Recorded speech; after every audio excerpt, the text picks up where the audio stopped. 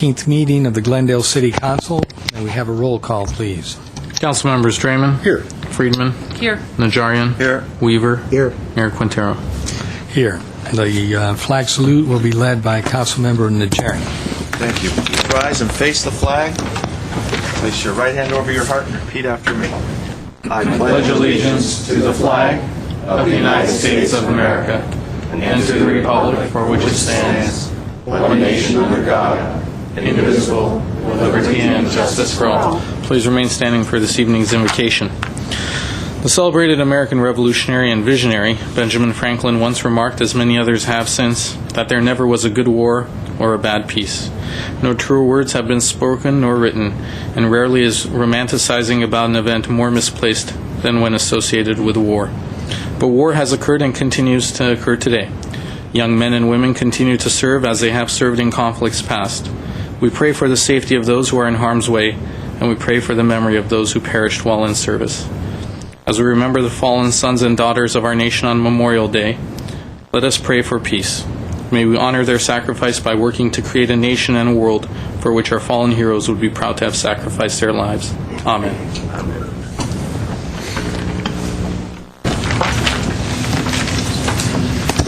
Mr. Kasakian, may we have your report? The agenda for the May 19th, 2009 regular meeting of the Glendale City Council was posted on Thursday, May 14th, 2009 on the bulletin board outside City Hall. Right, what's next, please? At 3, under presentation and appointments, is 3A, agenda preview for the meeting of May 26, 2009. Mr. Mayor, members of the City Council, we have a couple of items to cover before the agenda preview for next week. Tomorrow, Wednesday, we do have a budget study session scheduled, and that is scheduled from 9:30 until 2 p.m. And the departments that are up for tomorrow is City Clerk, City Treasurer, Glendale Water and Power, Fire, and if possible, and we have time, we're going to try and also cover the Police Department. And on Thursday from, I believe it's 10 a.m. until 7 p.m. if necessary, any cleanup items from all the departments in terms of follow-up from the City Council, as well as the capital improvement project. And of course, if we don't get to the Police Department tomorrow, police will be first up on Thursday. With that said, for the following week, if necessary, for Tuesday morning at 9:30, we would have a budget study session if we need it, and we will make the proper notifications by this Thursday for the following week. Under the Glendale Housing Authority, there are no business agenda items. For the Glendale Redevelopment Agency for May 26th, also no business agenda items. For the Glendale City Council, there are a number of presentations and appointments that evening. Under consent items, we have Director of Public Works regarding the approval of a final map for condominium conversion, 1127 through 1131 Winchester Avenue. Director of Public Works, Greenwich Road Repair Project. Director of Public Works, fiscal year 2008-2009, Americans with Disabilities Act, curb ramp installation and sidewalk repair program. Director of Public Works again, consultant contracts for design services, GWP, installation of a diesel power emergency generator at the Howard Dispatch Center. City Clerk, award of contract for legal advertising for the City of Glendale. Under action items, the Director of Human Resources will be bringing forward a proposed ordinance for introduction, and Director of Planning, potential code amendment related to the subdivisions. And that completes my report, Mr. Mayor. Thank you. Are there any appointments from anyone in the dais? Okay, Mr. Clark, what's... Item number 4 is City Council and staff comments. Any council comments? Mr. Najarian. I do. We held on Saturday, May 16th, the Community Pedestrian Traffic Safety Seminar. It was very well attended.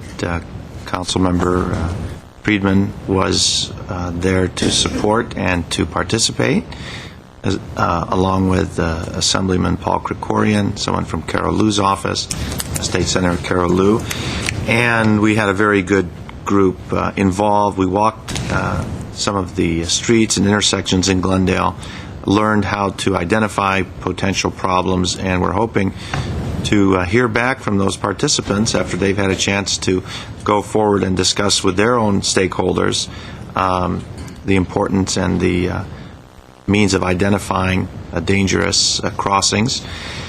And I understand that today was day 2 of the technical seminar provided by a gentleman from the Federal Highway Administration, and I did not have a chance to attend it, but I hope that went well and was well received, and hopefully we'll get an indication as to how well Glendale is doing in terms of implementing the latest traffic safety measures, and if we're doing well, that's great. I'd love to get an A on our report card, but if we need effort in a few other areas, I hope we find out where so we can continue to try and improve pedestrian safety.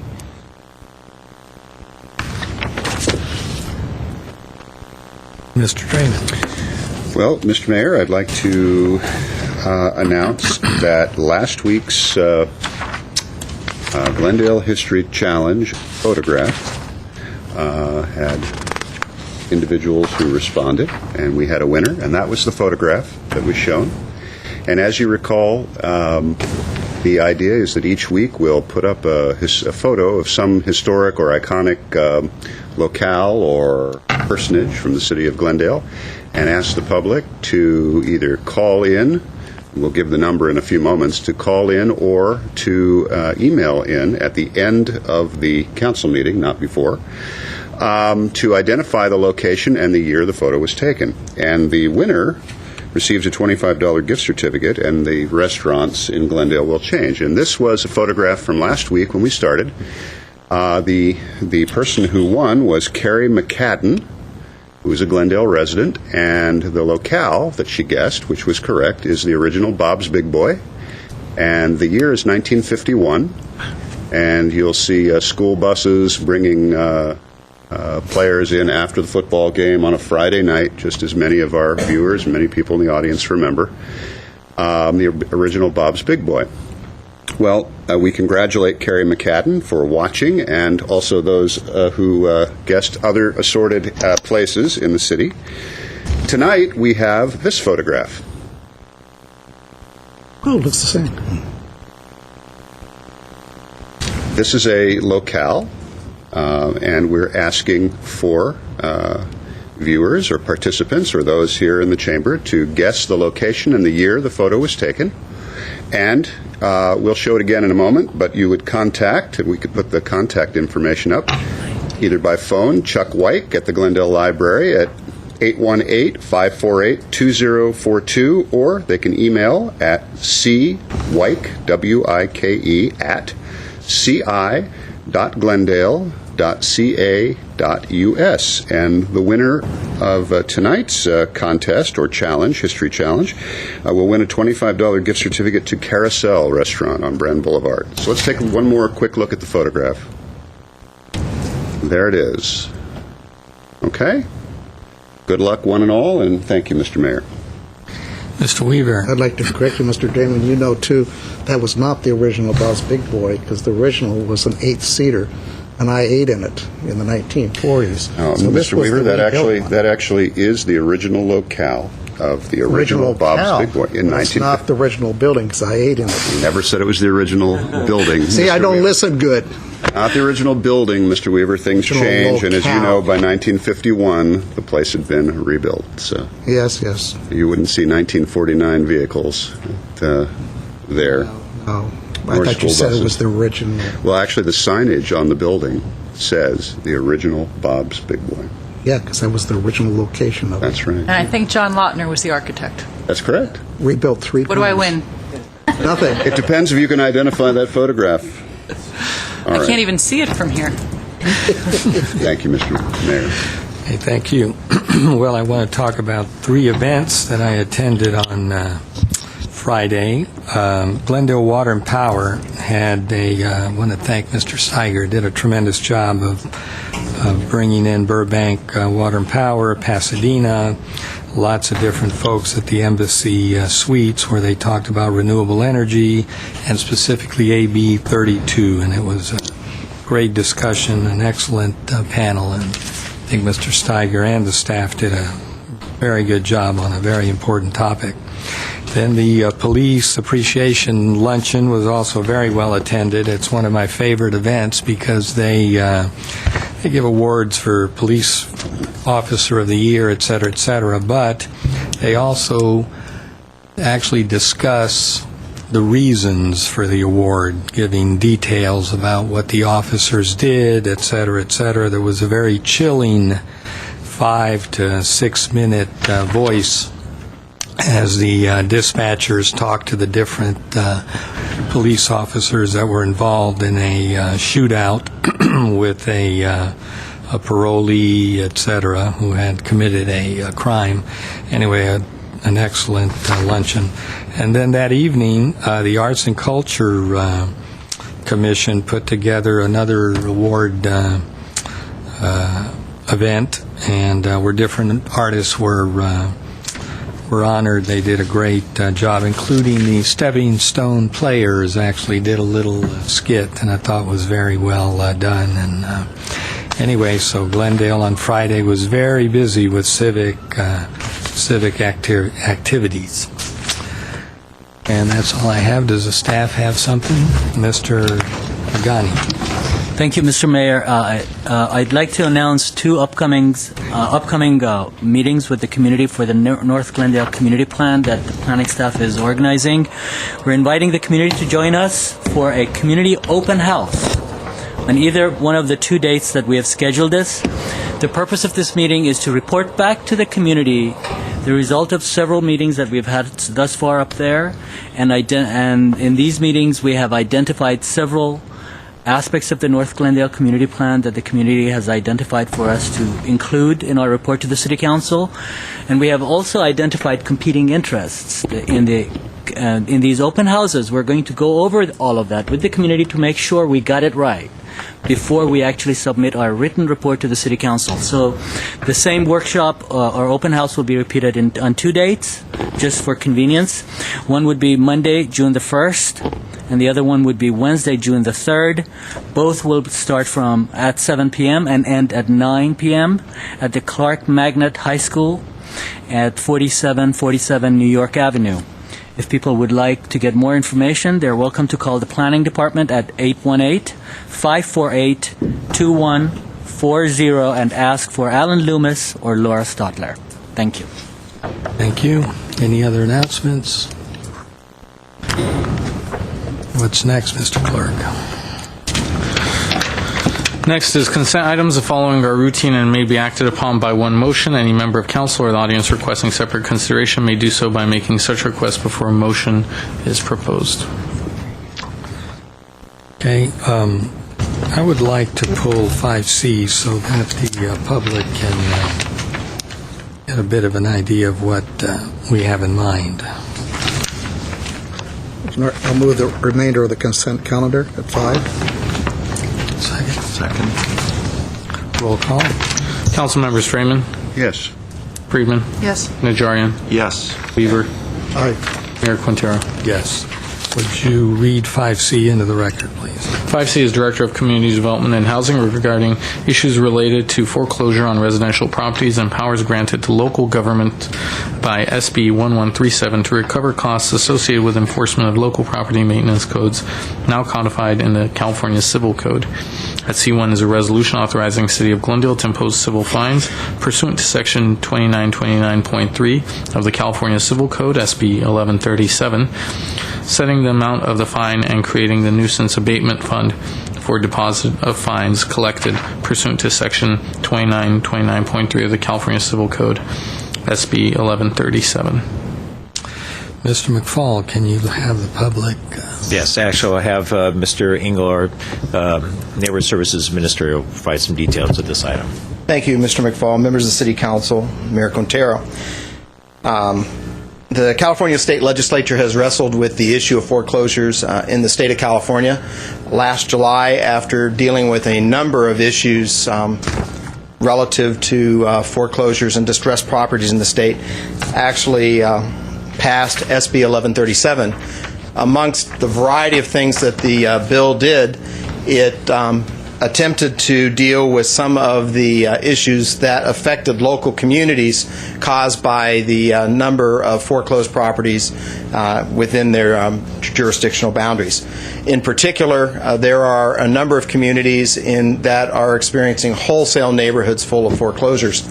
And these communities are having a heck of a time getting the lenders to respond to their enforcement process to actually take and clean up those properties.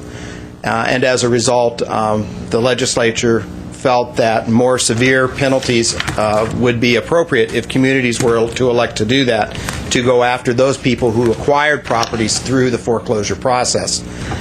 This was enacted, actually it became effective last July, and we felt in Glendale we needed to kind of monitor what was going on with foreclosures in our community before we felt that, or if we needed to bring it to the City Council to seek authorization to implement this in the City of Glendale. This was originally on your agenda 2 weeks ago. We had the opportunity, we asked, actually, as staff, we asked that the item be pulled. We had the opportunity to meet with the Glendale Association of Realtors over some concerns that they had expressed to us. And those 2 weeks were well spent as far as I was concerned, because there were a couple of things that the legislature actually did not anticipate whenever they adopted SB 1137. In particular, the conflicts between what this bill, or the revision to the California government codes allows, and the conflict between what the restrictions are on owners of property for evicting people out of foreclosed property. And as a result of our discussions with the Association of Realtors, we actually developed an administrative process that allows us to deal with that conflict at the state law here at the local level with how we would actually implement this law locally. In particular, it allows us to actually provide notice to those people who acquired property through foreclosure that is blighted or abandoned, but it also allows those owners of property who are not able to address those properties until such time as they're legally vacated, that time, so that any penalties that we might choose to impose would not be assessed until that time. And we felt that that was an equitable way. The realtors felt that that was an equitable way to deal with this. And honestly, my apologies for pulling it from your agenda, but from my perspective, it ended up with, I think, a much more effective way to implement a policy, or implement this law locally through the way we would administer the policy. A couple of things that are critical to the public's understanding of this, Mayor Quintero, and I appreciate you calling it forward. The legislature was very specific, is the penalties on the foreclosures are not on the people who are being foreclosed upon. The penalties are exclusively on those people who acquire property through the foreclosure process, either the lender who repossesses the property or those speculative investors who are buying the property and land banking them. So it doesn't affect the people who are losing their property, and I think the legislature was wise in allowing discretion on that part. And last but not least, the city can't take that money, any money that might be collected through those fines, and dump it into the general fund. The money can only be used for dealing with abatement and reconstruction of other distressed or abandoned properties. It has to be put specifically in a fund for that purpose, and the motion, or actually the resolution before you tonight, actually creates that. Okay, very good.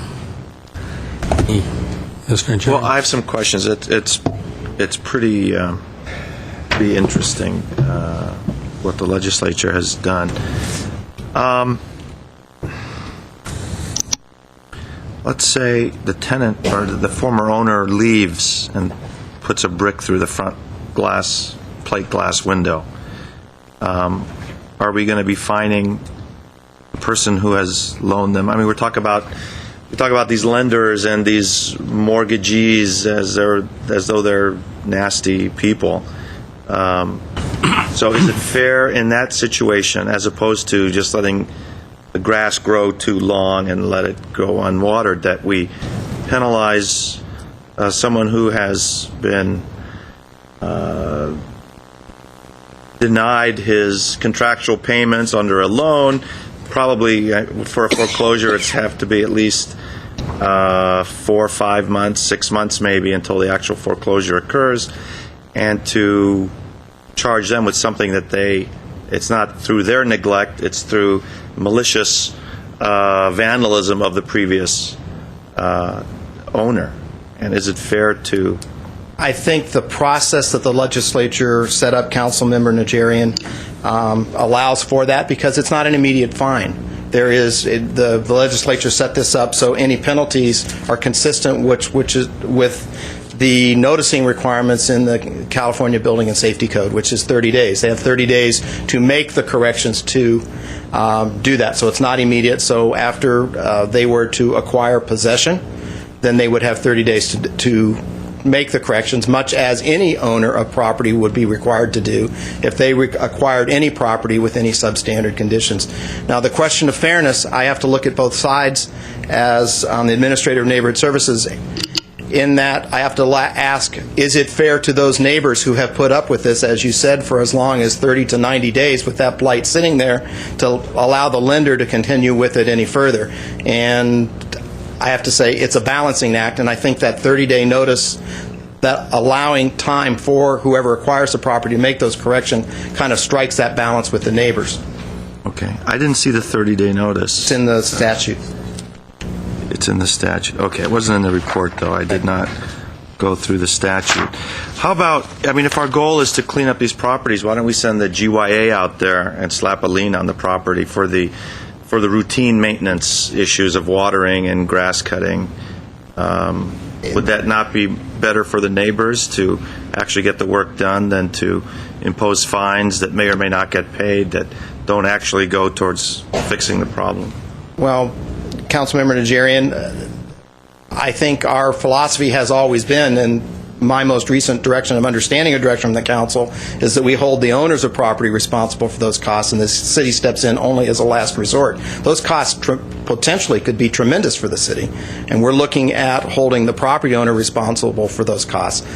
I think, and I have to say this bluntly, I don't think that the lenders are without fault here. And we have to look at that. And I have to look at what the impact is on those neighborhoods, and I think that's part of my responsibility as the Neighborhood Services Administrator.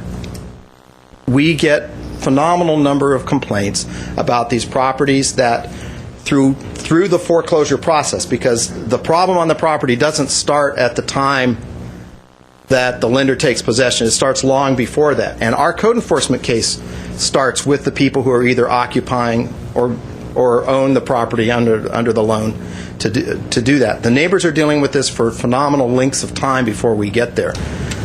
Do I think that it is going to be particularly onerous? No, I don't think that the nature of how we work with businesses and with all of the members of our community is going to be particularly bad. I do think it is going to be bad on those lenders that are non-responsive. Absolutely, and that's what it's intended to be. How does this differ from just a regular homeowner who refuses to conduct maintenance? Do we fine them $1,000 a day? No, we do not. So how is there equity in that? There isn't. And the reason there isn't is because the legislature looked at people who acquire foreclosed property as being held responsible for that. And this is really what the issue is in front of City Council. Do you want to take advantage of that authority granted to local government? Well, let me say, and then I'll go to Mr. Howard. In the city of Indio, which is near Palm Springs, they're filing criminal charges against the lenders, and it seems like they've had some very good compliance, even though some of these lenders are out of state. And Mr. Mayor, members of council, you just essentially noted the clarification I was going to make. This is an additional tool that allows for what I will call the swift imposition of civil penalties to either an individual or a lending institution after foreclosure, and that property then falls into new hands. We can and still do institute criminal action where the fine is up to $1,000 per count. Should a court agree first should somebody be convicted, and the court would agree that that's an appropriate fine.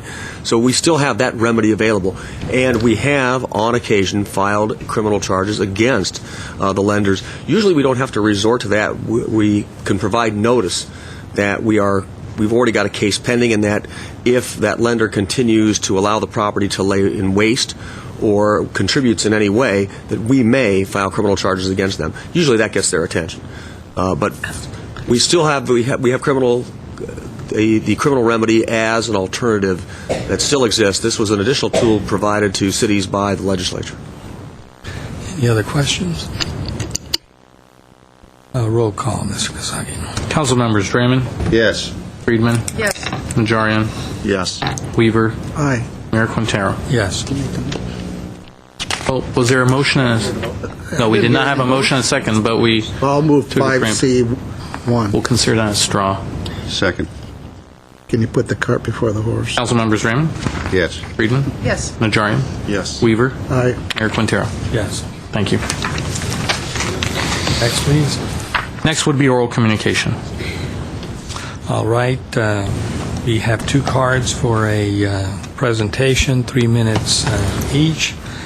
We'll start with Margaret Agus and Marie Abrams. Mary Abrams.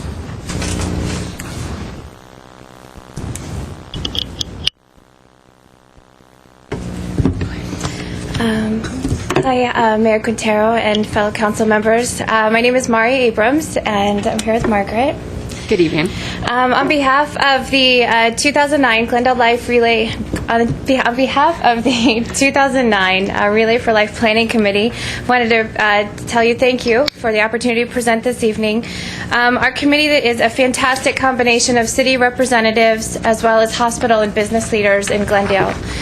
As most of you know, Relay for Life has been in Glendale for 6 years now, and it's actually been in the country. It's the 25th anniversary for Relay for Life across the country this year.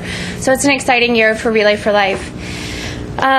We're here to talk a little bit about Relay for Life and to pass out information about the Relay for Life kickoff, which is going to be Wednesday, June 3rd, from 6 to 7:30 p.m. at the Americana.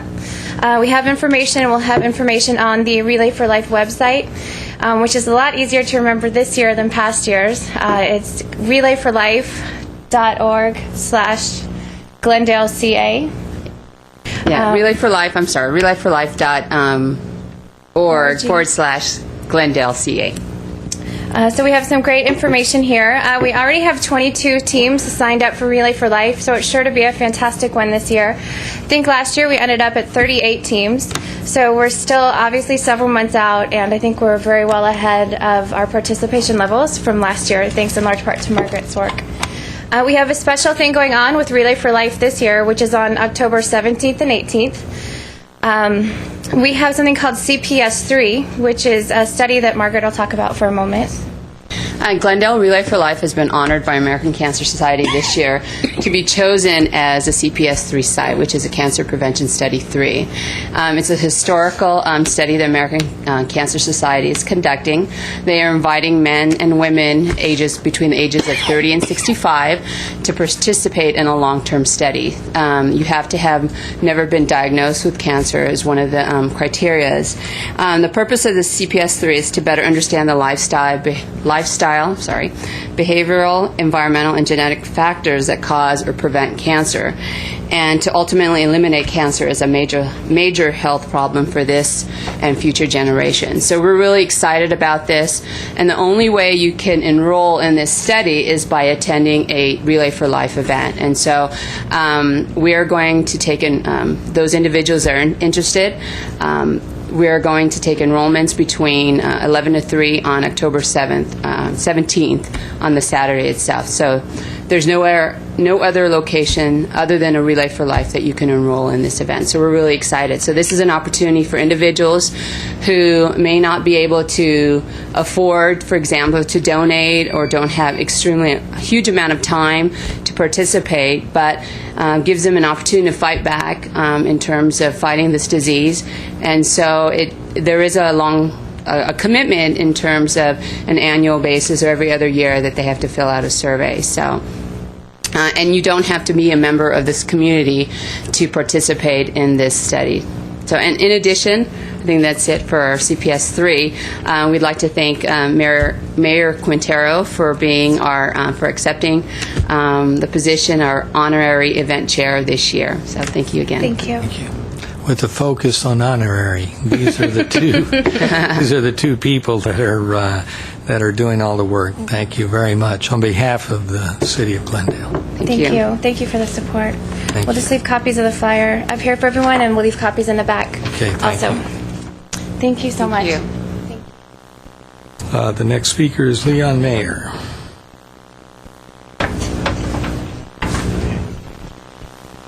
Good evening, Mayor Quintero, members of the council, staff. My name is Leon Mayer. I'm here on behalf of the Friends of the Glendale Public Library, and I'm here, among things, to make our final announcement concerning Robert Shear's appearance this Thursday at Glendale Central Library Auditorium, 7 o'clock p.m. He's famous.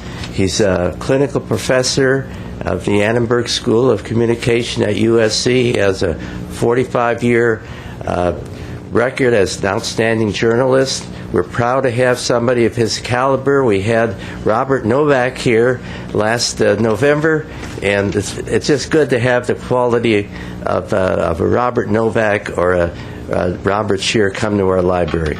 So come and enjoy it. We're having our annual Friends of the Library meeting on May 21st, this Thursday.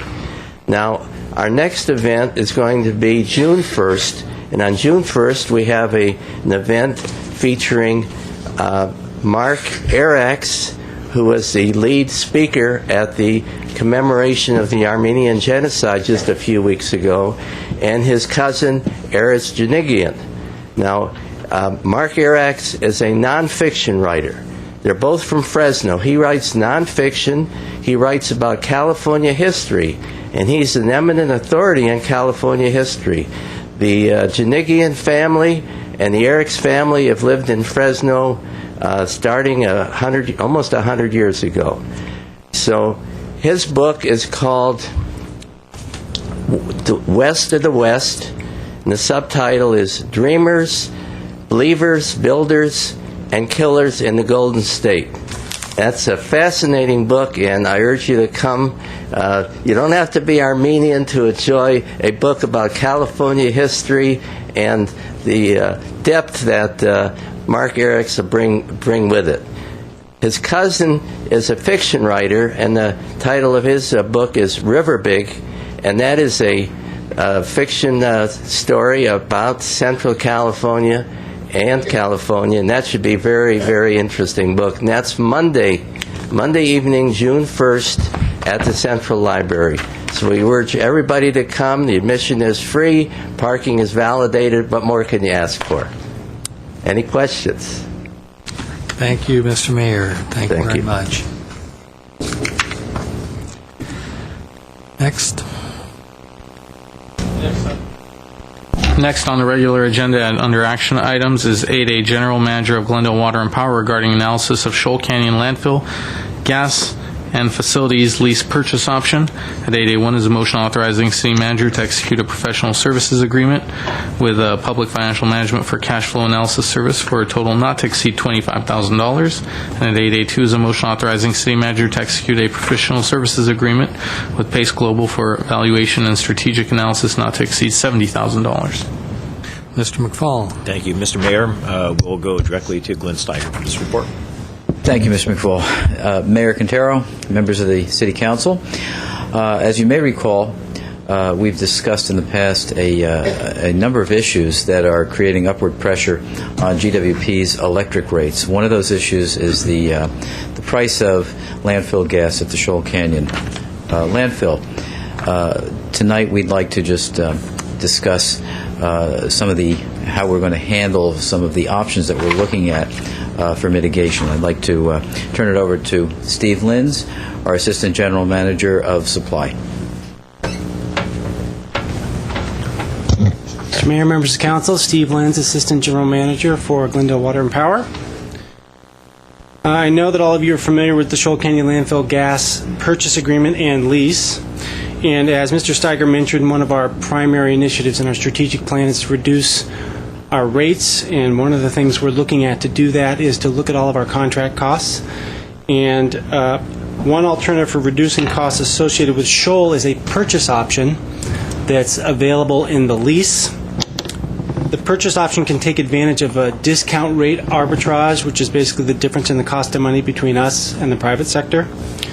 Soon, Water and Power is going to be sending a letter to the Shoal Canyon Landfill Gas Corporation to formally trigger an evaluation of that purchase option.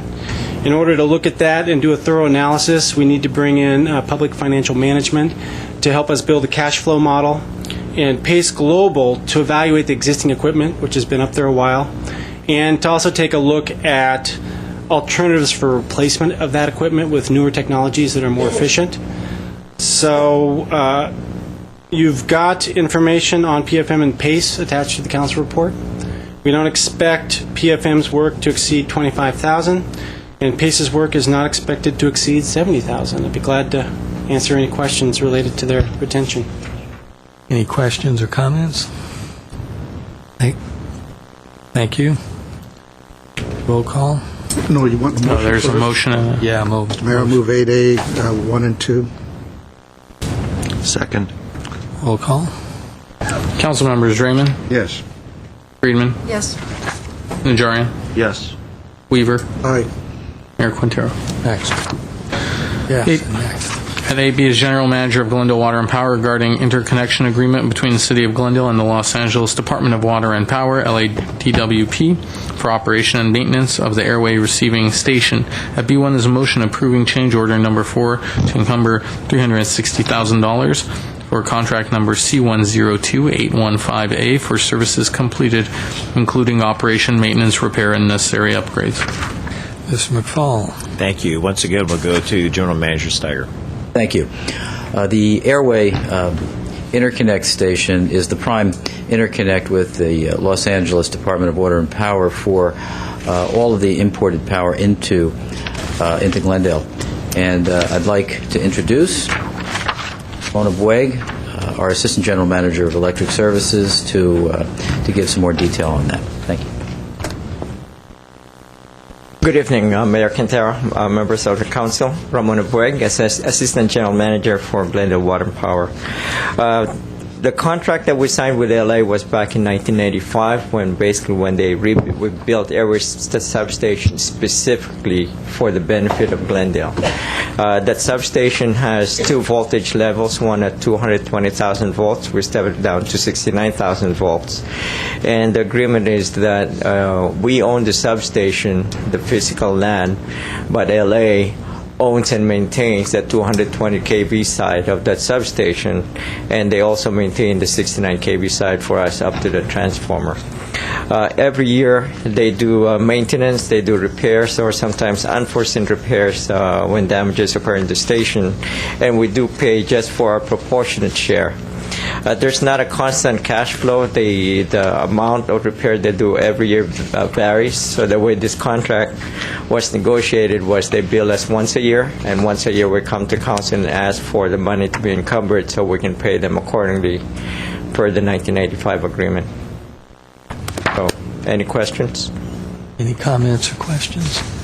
Thank you. Would you like a motion? Yes, please.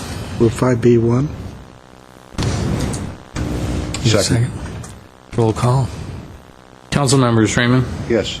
Friedman, Yes. Najarian, Yes. Weaver, Aye. Mayor Quintero. Yes, Thank you very much. please.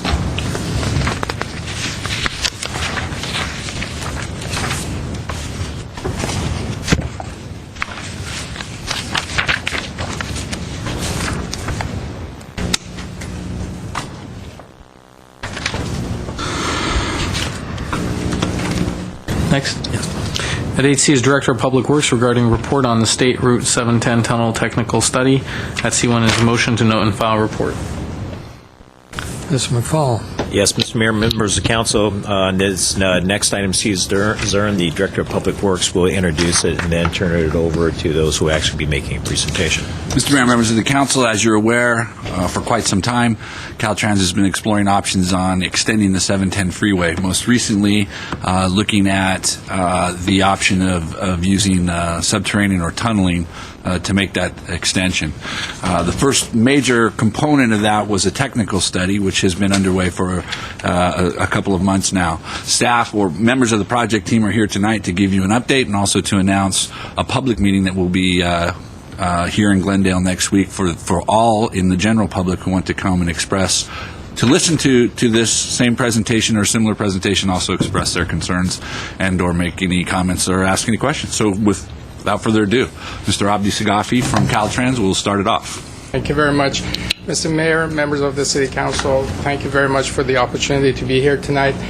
My name is Abdi Sagafi. I'm the project manager for Caltrans for the 710 Extension Tunnel Technical Study. Slide, please.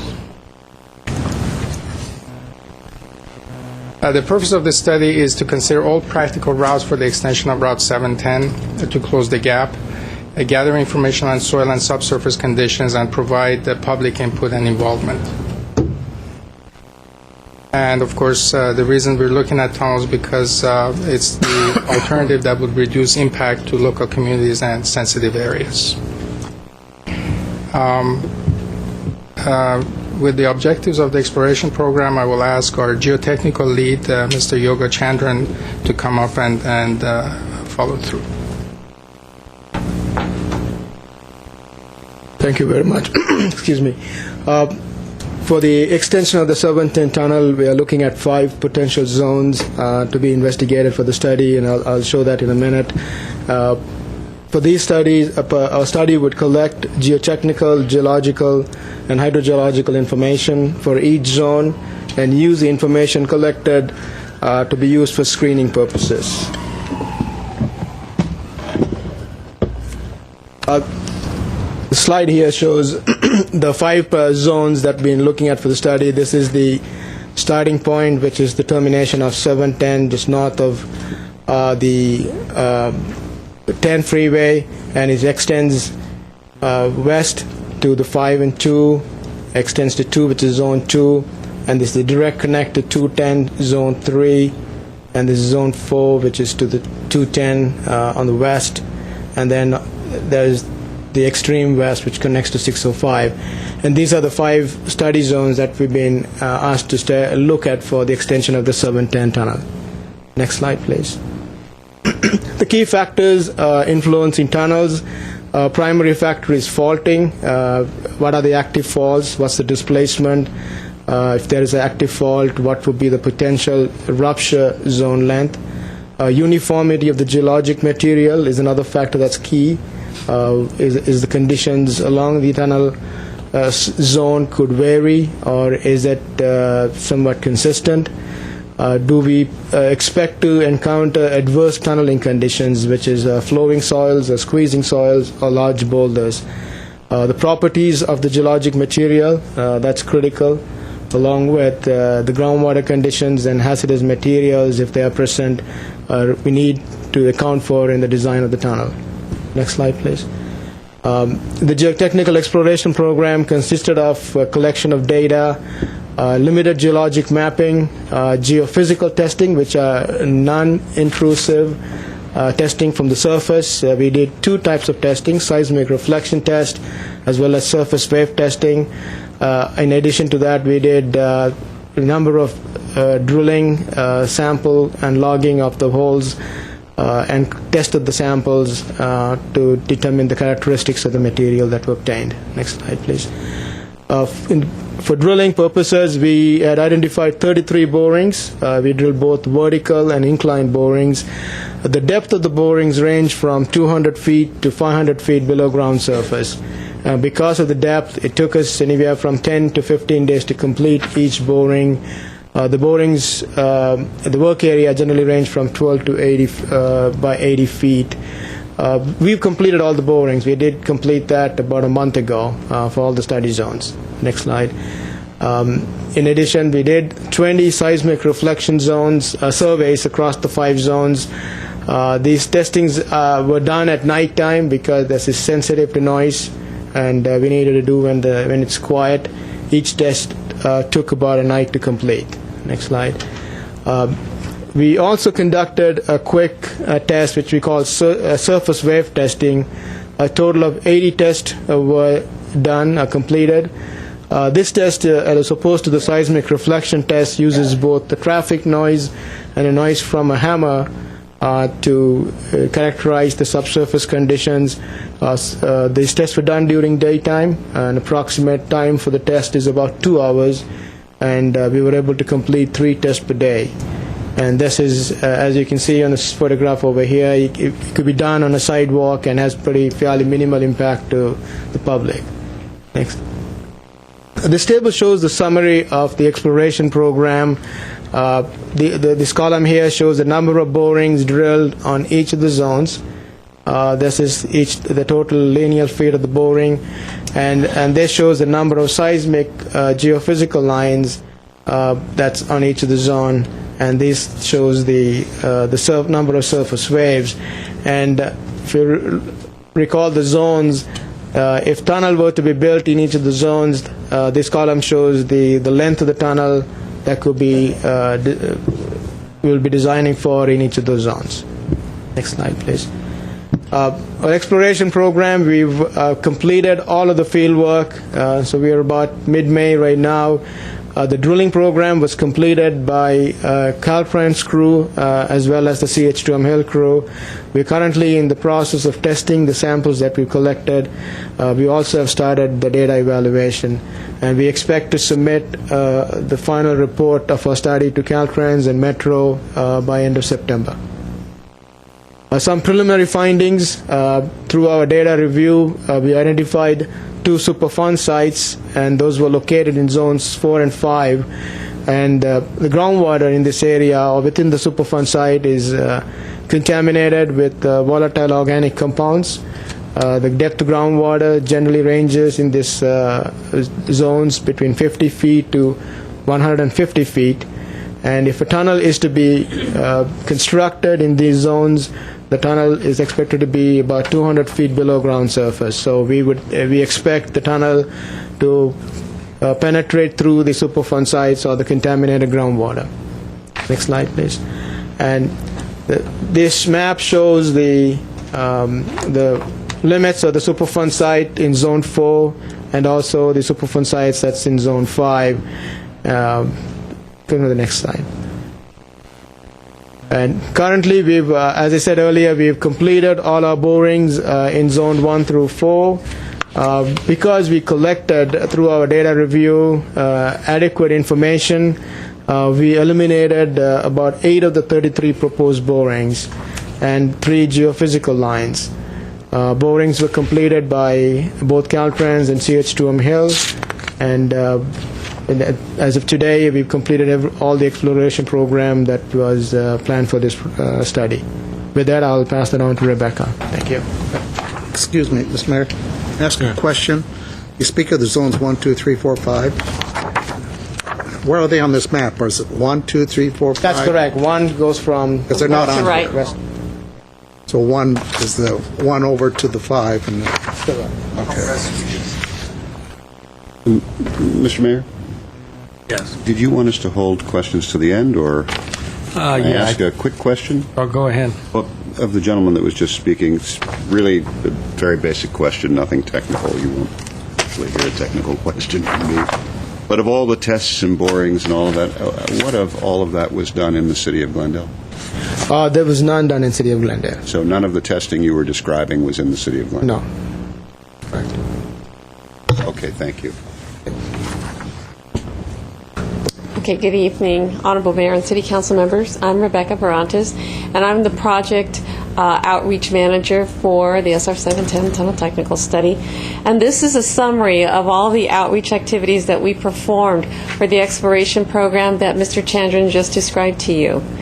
We were out in neighborhoods talking to just about everybody who was in the immediate area.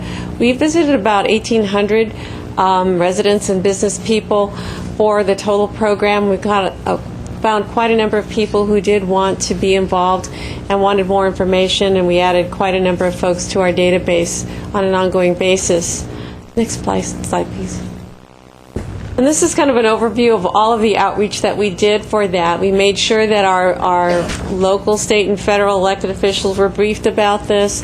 We posted all the public notices. We put everything on our website, and we also did the door-to-door canvassing to all of the affected sensitive uses.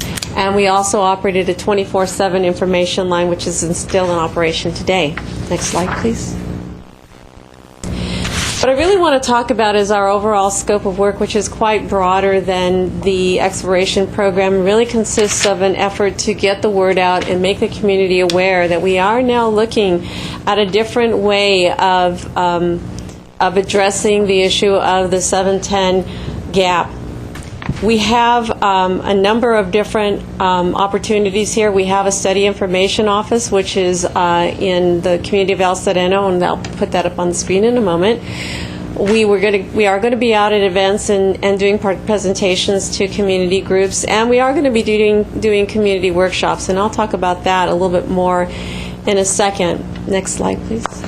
These are our upcoming community meetings, and we are coming to the city of Glendale on May 27th at 6:30 in the evening here at your central library.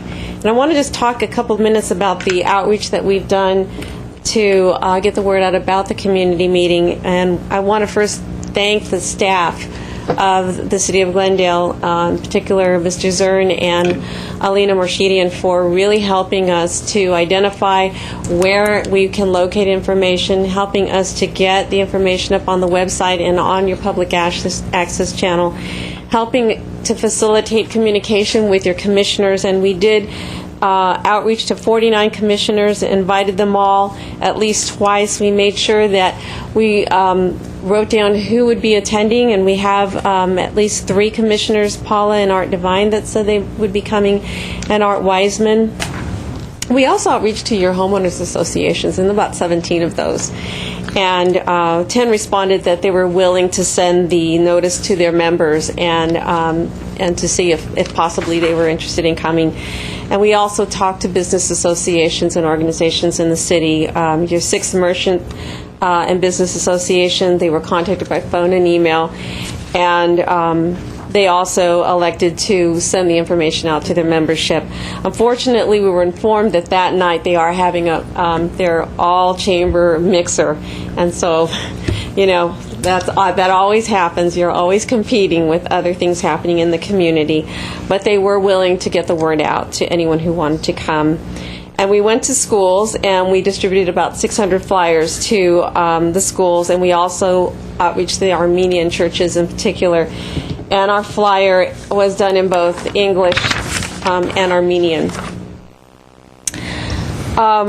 As well, as I said, the city staff was just exemplary in their help in getting us to use city channels to get information out to not only your website, your public access channel, but also your public information counters. So we dropped a lot of flyers, about 675 there on all public counters, and we are going to be running an ad twice in the Glendale Press, May 21st and May 26th. So it's been a fairly comprehensive effort. We're hoping that the community does come out to learn about the study, learn about tunnel technology and systems and tunnels all around the world. It's very interesting, and if anything, they will get a great lesson on geology and geophysical conditions in their area and in the study area. So with that, I'd like to open the floor to question and answer. Mr. Draymond.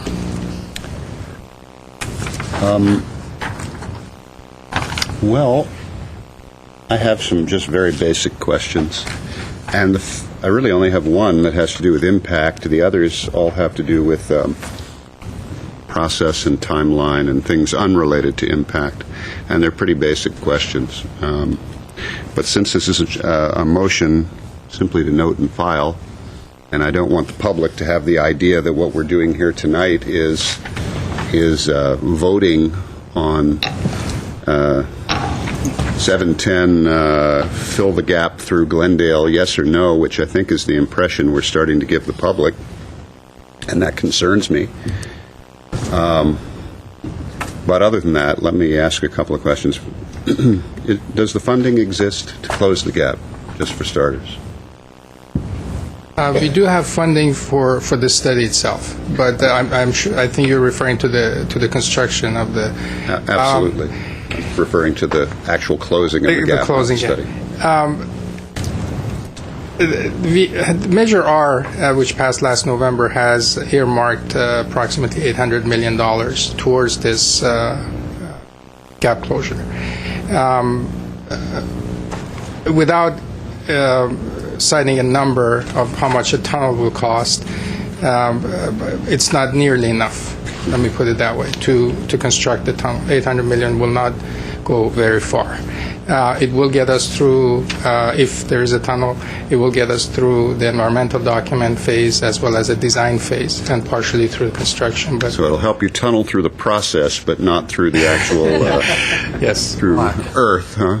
Okay, correct. So the short answer is no. Right now, there is no funding to actually begin work to close the tunnel. And you haven't identified a route yet. No, we have not. Okay. Another basic question. What is the likelihood that the work would come through Glendale? We really don't know. When you say work, you mean the tunnel under Glendale? See, I'm not sure that many of our constituents are so as much concerned about the process here tonight as much as whether or not this is actually going to be built and where it's going to go. Right. And I'm not referring to impact at this point. Lots of people have concerns about the impact to the area if it connects up to the 210 freeway or some other local freeway. So my question is not about ultimate impact with regard to wherever that gap is closed. I'm talking about the construction of it and what is the likelihood one of those zones would bring the project through or to one of our local freeways in an immediate sense. In other words, the Glendale number 2 freeway, the 134 freeway, the 210 freeway. That's what I'm asking. What is the likelihood in your mind, your opinion? I can't really answer that question. We really don't know at this point, and that's why we have kept this study very route neutral. Okay. And I suppose none of your colleagues there are willing to take a guess at that either, huh? Okay, they're shaking their heads no. All right, let me go to the next question. I think the answer is, just to clarify a little bit, is that we don't get into looking at routes or impacts, for that matter, until a decision is made to go into the environmental documentation phase. Right, and so generally we don't get into this kind of forum here with the council on something that has so few actual answers to the questions and that we're not even voting on.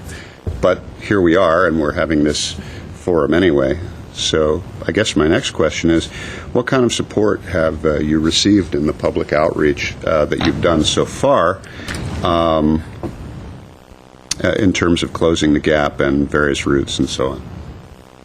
Well, we've had a lot of commentary, certainly a lot of interest. I think people at this point understand that we're not in the environmental phase, so a lot of the concerns that they have about impact we can't answer right now.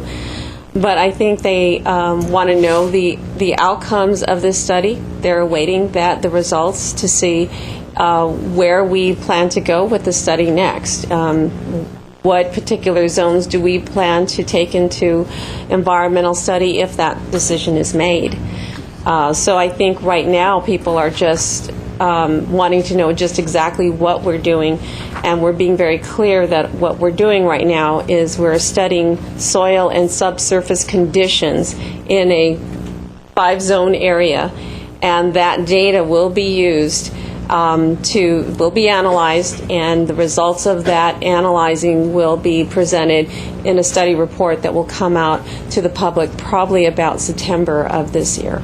So can I also take from that the answer is you're not getting a lot of people coming out in support of the concept of closing the gap, or you're just not hearing? It depends. It depends on where we are. You know, it depends on the city. So what city have you heard general support from?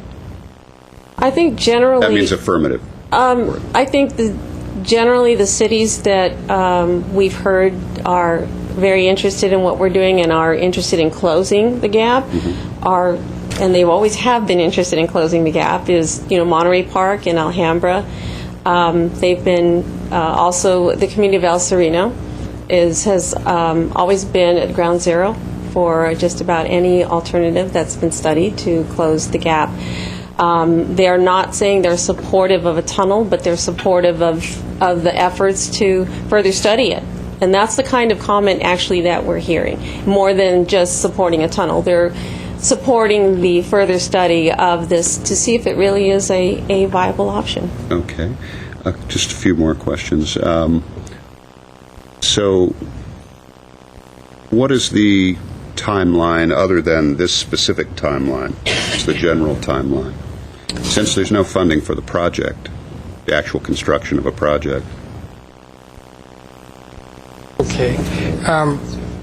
Okay, I can give you a possible scenario if all goes well, or if everything happens. The study will be completed, as was mentioned, later this year.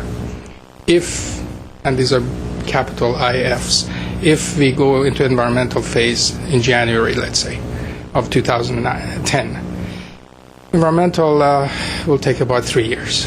So we're talking January 2013. Then it goes to design. That takes about 3.5 to 4 years. So that's 2017. So we'll go in construction sometime in 2017. And it takes 3 to 4 years to build, for the shortest tunnel. As you noticed, there were several different sizes depending on which zone, which is about 4.5 miles long. It will be about 4 years. So that's 2020. Okay.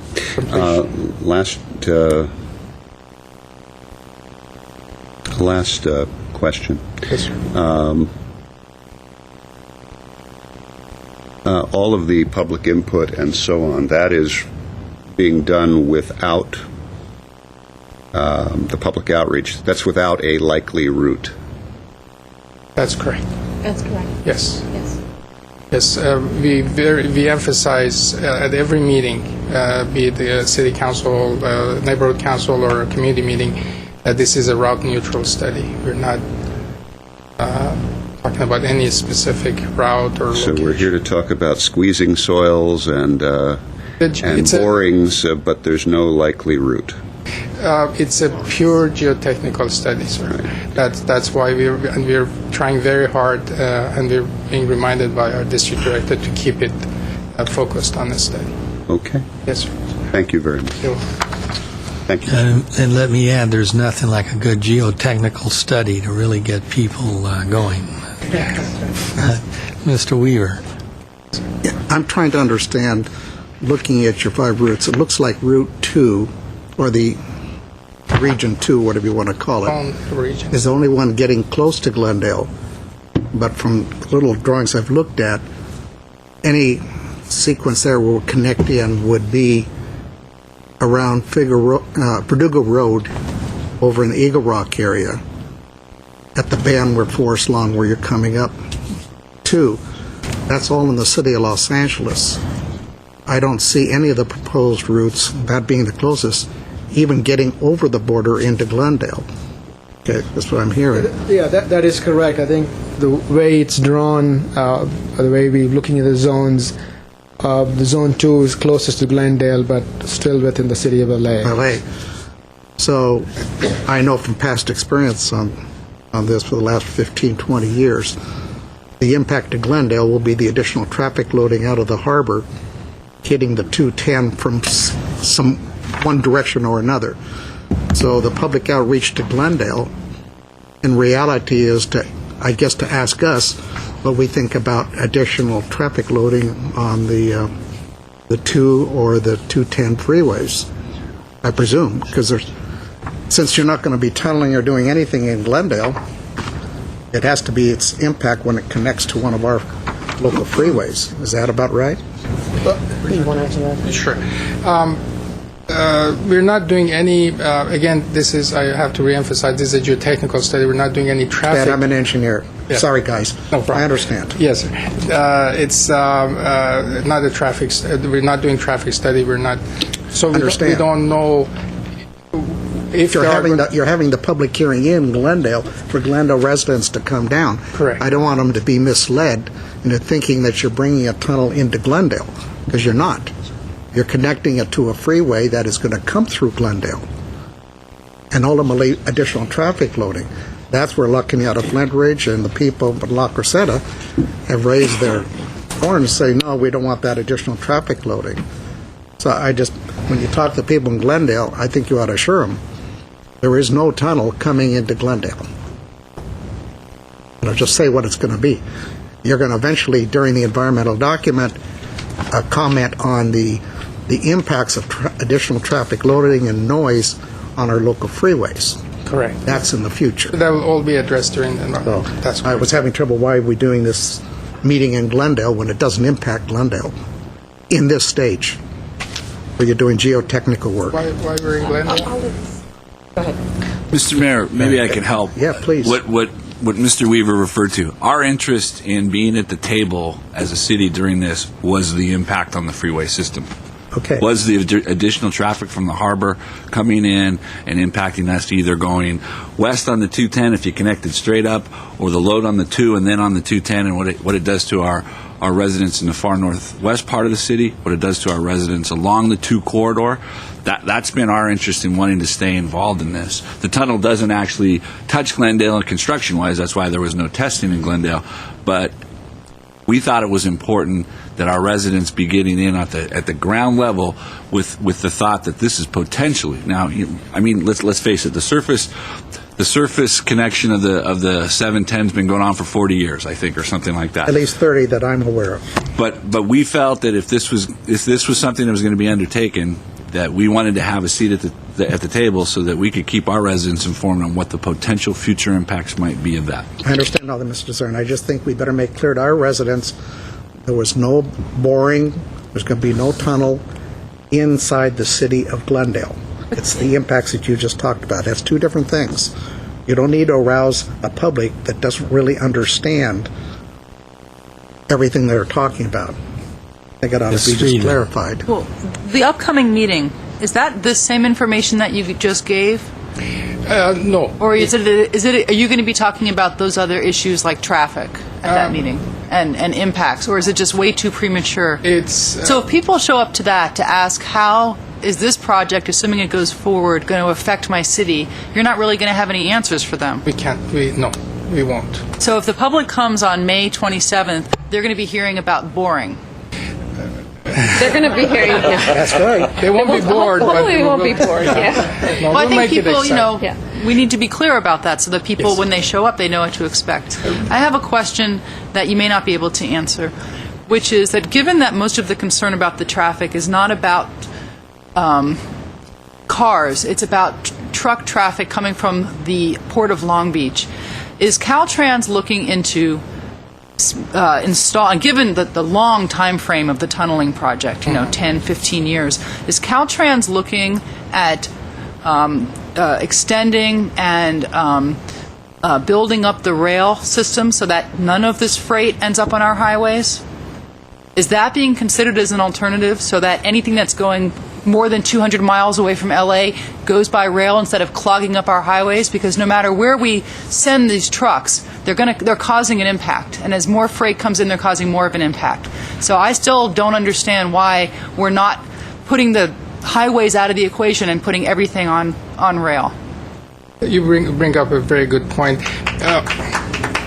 We don't, of course, as you know, Caltrans does not get involved in rail, but from the information I have, I can tell you this much. As you know, Alameda Corridor was built a few years ago and it was completed, so that relieves some of the pressure off the highway. Route 710 South, which is from Route 60 to the ports, is going through an environmental document process as we speak. It's a multi-billion-dollar project to widen the freeway. and provide for dedicated truck lanes, so that that would relieve some of the traffic for the passenger vehicles. But the thing that I think you might be interested in is that they are looking, as part of this environmental document for the 710 South, as it's called, from 60 to the ports, at alternative technology. And they're looking at a whole gamut of technologies, from electric trucks to additional rail capacity, and a few other alternatives that are being considered. So those are the things that are being looked at this time. Well, it's good to know that they recognize that there is a gasoline shortage. Yes, that's definitely undermined, and it's included as part of the project, 710 South widening project. That project is further ahead than this one. This is not a project even at this time. Any other comments? I have one other. Mr. Weaver. I said it before, say it again. As I'm sure you know, the Panama Canal is being widened, and all the super tankers that are coming from Asia will bypass the port of Long Beach and go to the East Coast through the Panama Canal. So I wonder if we're adequately taking into account the increase in cargo that will be coming in the future with the Panama Canal siphoning off a lot of it. The impacts on our freeway system will undoubtedly be less. How much less, I don't know. I worked on the Alameda Corridor, too. Nice subgrade thing, but not cheap. To extend it, get us out of the L.A. basin, I don't know if it's going to be worth it. If the port of Long Beach is taking the traffic on the freeways to the east, to the Midwest, whatever, that's probably going to change. That's true. Of course, as you mentioned, Panama Canal, and also Mexico is also looking at providing some ports of entry to compete with the ports in the U.S. Right. So, but again, this is just the information that I gather from the conversations that we've had.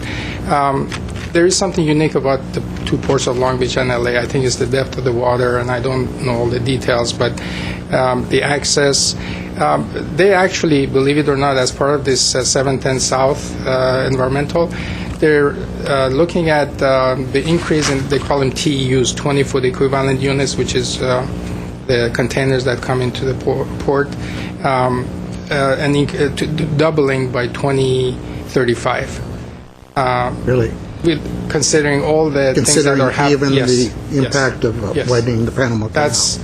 That's what's being discussed, and that's the horizon they're looking at. Oh, well. Yes, sir. Okay, I have two speaker cards. The first speaker is Nat Reed, followed by David Myers.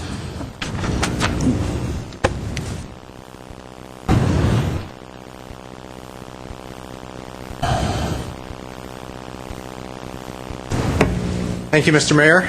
Members of the City Council, well, congratulations to those of you who are new to the Horseshoe. My name is Nat Reed.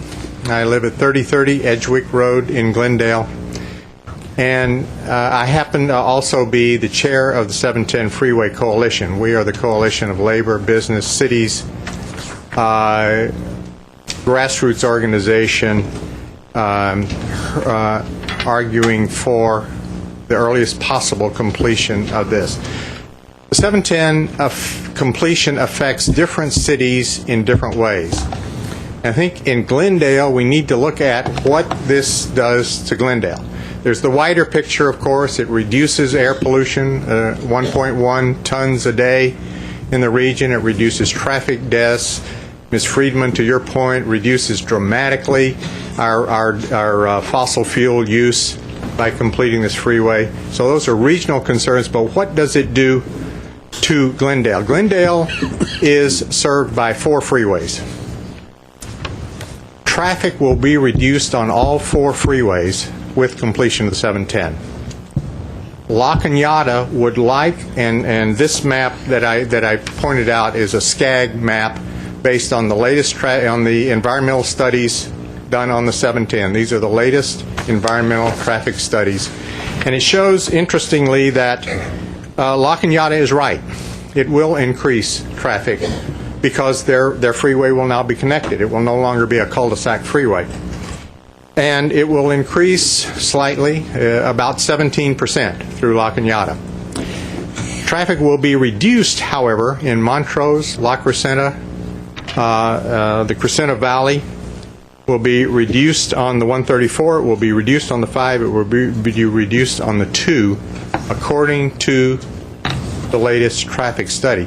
So the impact on Glendale is, and I know that tonight is a discussion of the boring and the tunnel study, but as has been alluded here, people are looking beyond. What are we drilling? What's the ultimate resolution of this?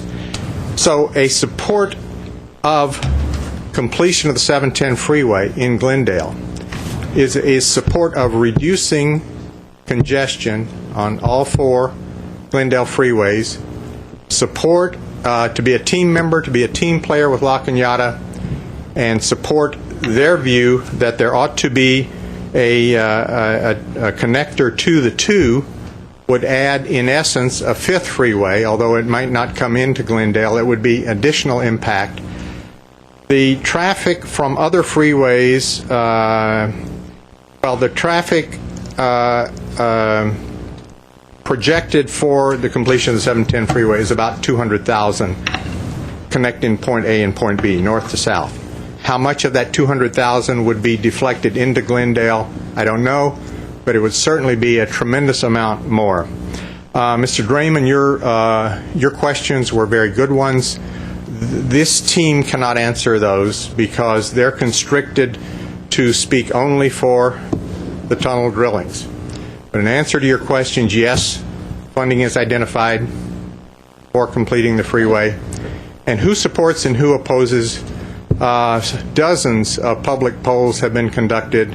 There is no city, no subset of a city, no subset of a district or a congressional or Senate or Assembly district surveyed in a public poll where the people oppose 710, including La Cañada, including South Pasadena. The 43rd Assembly District, polling has not been done in the city of Glendale specifically, but the 43rd Assembly District, I don't have the figures with me, it's about 3-1 in favor of the freeway.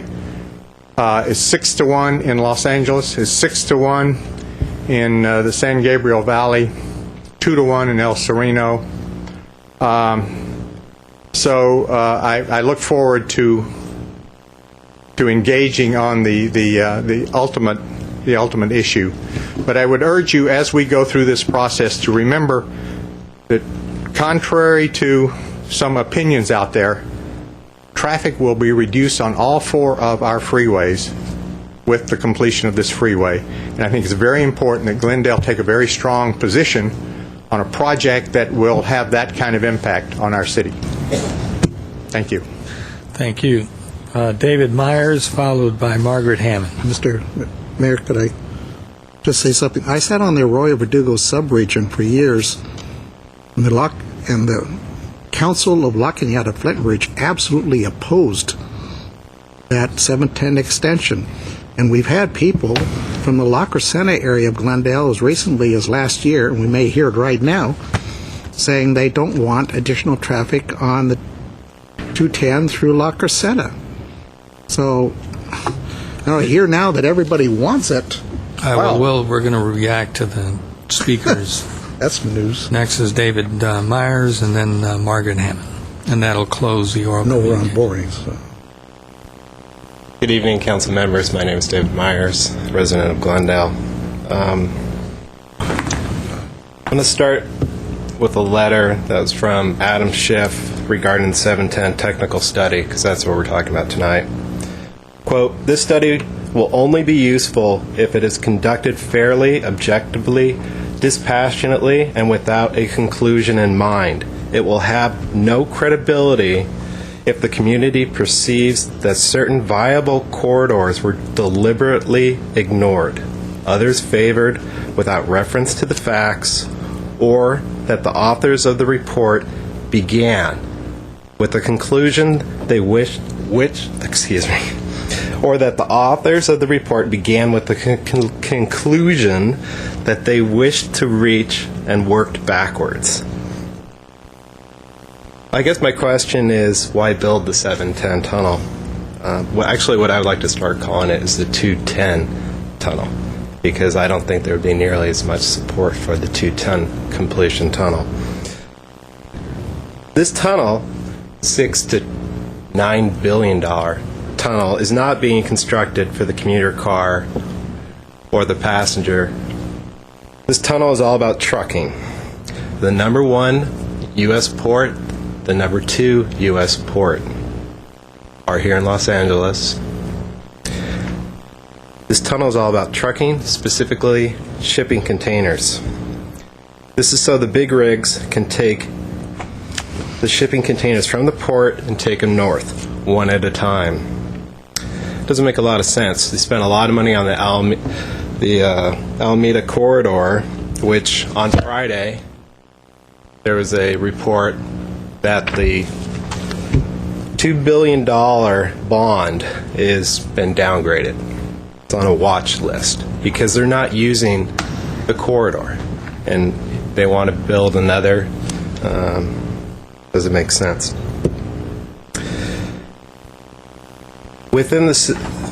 Some people have said that whether trucks are allowed or not in this tunnel, it hasn't been decided.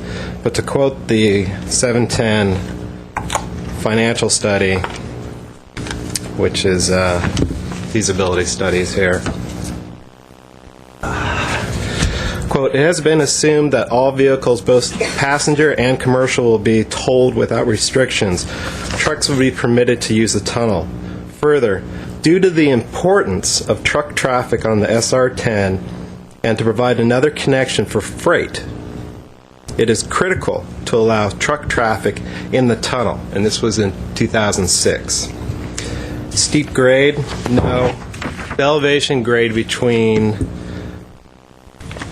the two freeways, between the 710 and the 210, stretched over 5 miles. Pavement to pavement, the elevation gain, 400 feet. During the staff report that you got tonight, your PowerPoint, they talk about a lot of things called ROW. That's right of way. The Caltrans owns the land at the terminus of the 710 and at the base of the 210. They don't have to buy any other land. Every other option. And all of this was already known before this feasibility study was even conducted. And this is an $11.4 million study. You're talking about other cities. And I want to read you something. South Pasadena. The South Pasadena Council voted not to oppose, quote, sound research of a tunnel alternative. However, this was not to be misconstructed as support for the tunnel. The ultimate position of South Pasadena City Council will depend on the integrity of the research done. This whole $11.4 million study is being conducted to justify why the 710 has to connect to the 210. Trucks, trucks, trucks. More containers to trucks. That's what this is about. It's about freight. I'd like to quote again from Adam Schiff's letter. "The study will only be useful if it is conducted fairly, objectively, dispassionately, and without a conclusion in mind. It will have no credibility if the community perceives that certain viable corridors were deliberately ignored, others favored without reference to the facts, or that the authors of the report began with the conclusion they wished to reach and worked backwards. It is the congressman's desire to avoid this at all costs." He didn't want. I'm going to say that again. Adam Schiff. "It is the congressman's desire to avoid this at all costs, which would not only fail to shed any light on whether a tunnel makes sense, and if so, where it might run, but also represent a tragic waste of taxpayer dollars." This is not a route-neutral tunnel. Thank you, Mr. Myers. Council members, you have now before you another report to note and file, preferably in the round file. Thank you. Thank you. Margaret Hammond. Noted geologist. Good evening, Mr. Mayor, members of council, staff, Mr. and Draymond audience. Excuse me, Mr. Draymond said you're wearing your hard hat. Yeah, I am. And I'm ready for anything at this point. But one of the things, I did attend some of the meetings, the prior meetings about this tunnel, and was completely horrified, not only at the waste of money that it would entail, but where it would end up. And from whatever I gathered at that meeting, and I've never changed my mind, it was going to be dumped at the 210, on the 210, and eventually would affect us absolutely. And any of you that I've traveled on the 5 coming and the 210 getting off because the 5 was goofed and went on the 210, it's already backed up. I mean, it's one of the worst freeways if you come in that way, I can tell you right now, coming west on that in the morning. But aside from that, number one, May 26th and 27th, they're going to have these meetings. They said that they contacted the homeowners associations. The Glendale Homeowner Coordinating Council was never informed of any of these meetings. And we're going to be meeting again, but we had our meeting on the 1st. Nobody ever came to us, and we represent 20 homeowners groups. We never heard anything about these 2 meetings from them. And I think that's not very good. Where do we get this feeling that, well, are we really getting all the facts? I know it's only going to be boring holes and boring whatever, a lot of boring anyway, but aside from that, the fact that the public does need to be notified. I don't mean frightened, but I mean let's be cautious about this. We don't want to end up with a lot of traffic up in La Cañada, along La Crescenta, down into Montrose. That's the way I feel about it, and down the 2. It's definitely not what we're doing. I mean, by the time it's built 2020, my God, I'll be 90 years old? I won't care. I probably won't be able to drive anyway. But aside from that is the quality of life for the people of Glendale and in those cities that will be affected. That's what's important for us. We have a future of Glendale, and that's what we need to protect. Thank you. Thank you, Ms. Hanna. Okay, any more? Mr. Weaver. I just want to note this map passed out. It's 11 years old. So, not that traffic has got any lighter.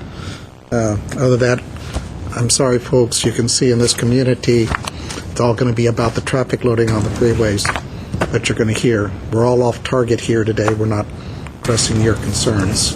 Of course, you're just telling us what you're going to do. That's all you're doing here. But anyhow, you're going to hear plenty of that. So be prepared, okay? Mr. Najarian. Thank you. As you know, and as I remind everyone, perhaps too often, I am sitting on the MTA board, and this is going to come to the MTA board for a vote, perhaps several times along the way. And as a member of the MTA, I need to play my role as a representative for regional issues. So I need to keep an open mind as an MTA member. But the reason I'm sitting before you today is because I was elected as a Glendale City Councilman. And I think I would be untrue to my feelings if I said that I supported this tunnel in any way. It does absolutely nothing for the city of Glendale. As far as these traffic counts go, Mr. Reed, these just don't make sense.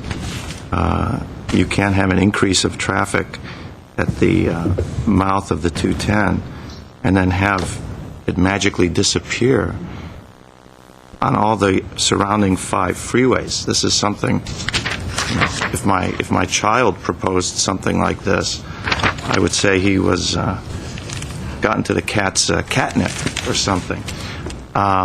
It just doesn't make sense, and it is going to be a tremendous devastation on the quality of life for Glendale residents, whether it's those residents that live along the 210 corridor, and not just Glendale, but also La Crescenta, La Cañada, and let's carry it all the way on through to the communities until it hits the 5 freeway. As far as the engineers go, they are talented people. There's no doubt in my mind that if we charge them with building a tunnel underneath the San Gabriel Mountains to connect with Palmdale, that you would come back to us. And that's not an unusual, you've heard that proposition, that you would come back to us and say, of course, it's feasible, it's doable. If you had to build a subway from downtown Los Angeles to Santa Monica, you would come back and say it's doable. In fact, it is doable, and we're working on it right now. And if someone said, connect the continent of Europe with Great Britain, of course, you could say, of course, it's doable. It's only 31 miles under the English Channel, and it's been done. So your expertise as engineers, whether they're geotechnical, soil stability, Superfund site issues, earthquake issues, there's no doubt in my mind that the current talent of our engineers working for Caltrans and other related companies could definitely build almost anything that we asked them to build. So I think that's a testament to your skills. For the people of Glendale, let's not limit this. Don't look at this as a study as to whether the borings on Zone 4 at the depth of 200 feet produced any unusual shaking or instability.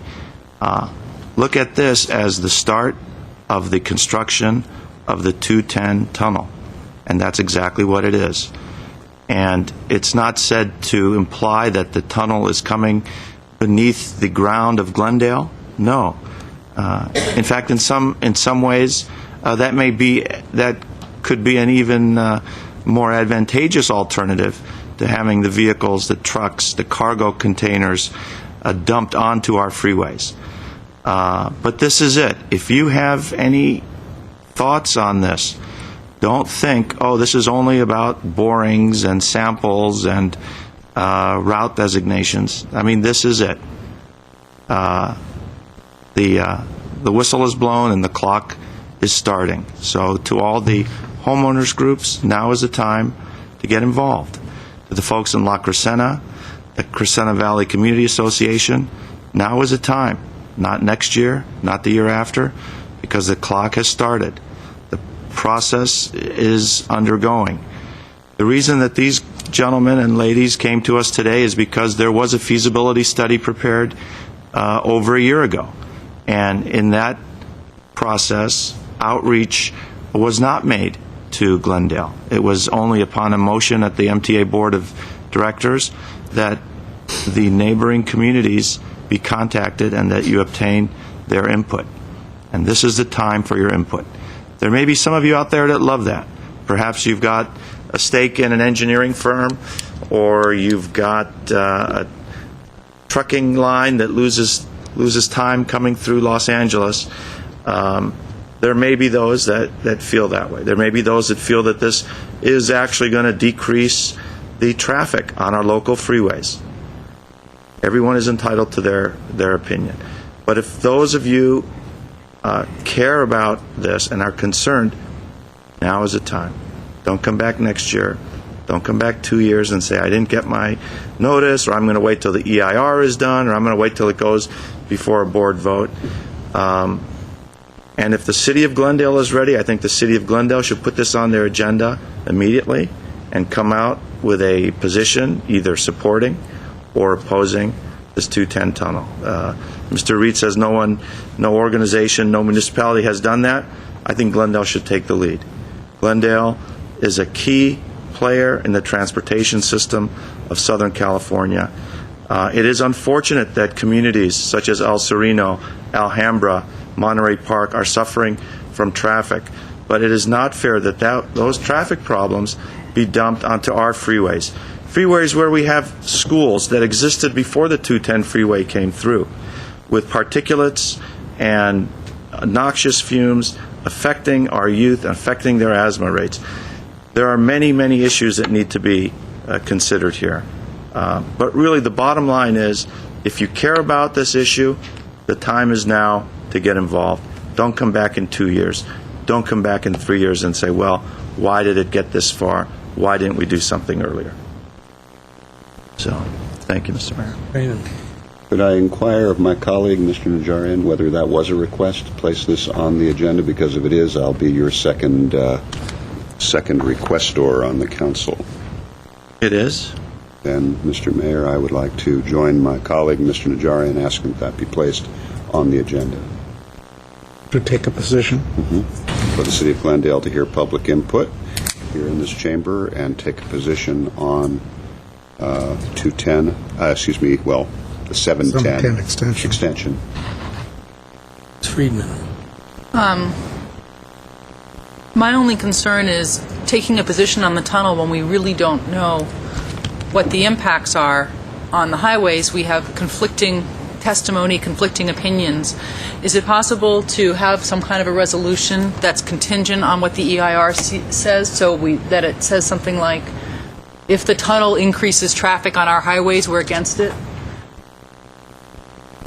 Mr. Mayor, members of the council, we'll certainly prepare a report, but I think that's exactly what I'm hearing, is the opportunity to discuss that and take a position, whether it's a contingent position or a direct position, either opposition, neutral, or other, or support. I look forward to that. Okay. Well, as for me, all I can say is that the movement of freight should take place on railroads, other than Southern California distribution. That is, if you're bringing a container to a Glendale business, etc., then that makes sense. But other than that, it should be restricted to railroads. It's the cheapest and most efficient way to move freight, period. So, okay, thank you very much for your report. And no, it's just a motion to note and file. So, I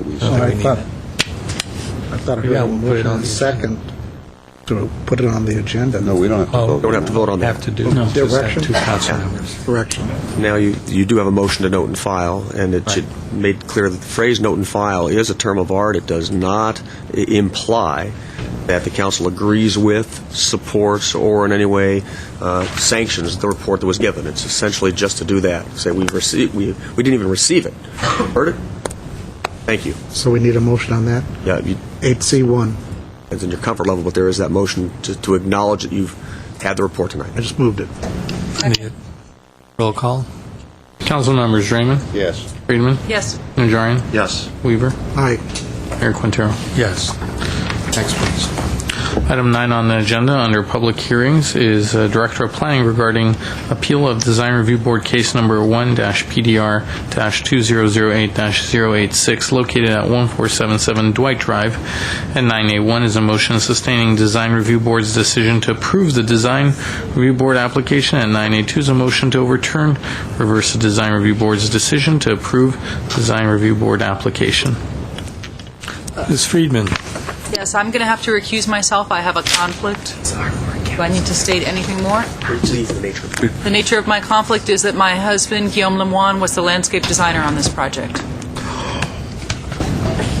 Very good. Thank you, Ms. Friedman. Come back for oral communications, I will please. be awaiting your... Don't go home. All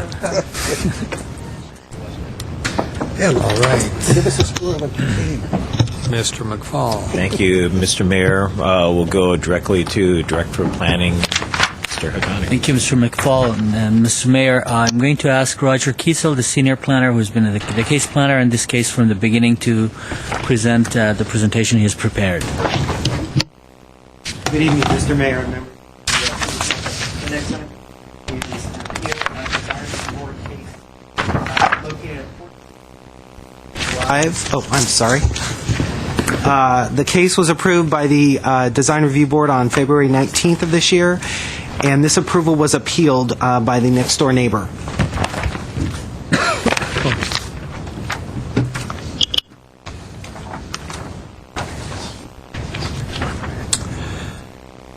Dwight Drive is located at the northern terminus of Louise Street and is a relatively short dead-end street. The project site is located near the end of this street and is zoned R1R, and the location map is up.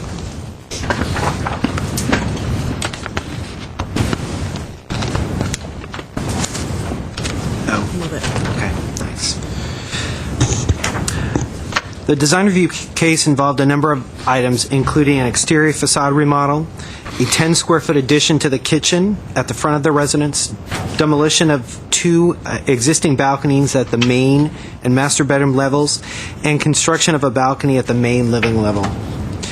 The appellant is most concerned about the construction of the new balcony as it relates to privacy and the distance between it and his property. The balcony, as currently proposed, is approximately 6 feet from the common property line with the appellant. The appellant is requesting that the City Council overturn the Design Review Board's approval of the project. This is a floor plan of the main living level of the house. Can we point out the areas? Sure.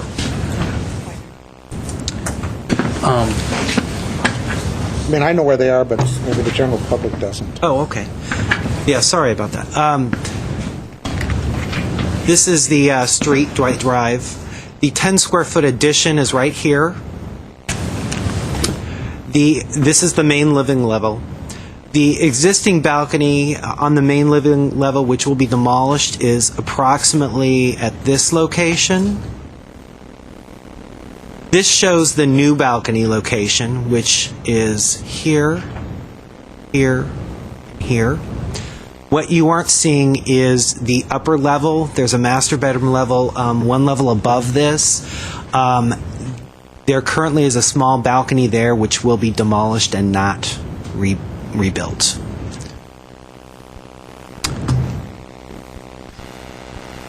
Okay, this is the front elevation of the proposed, of the single-family house.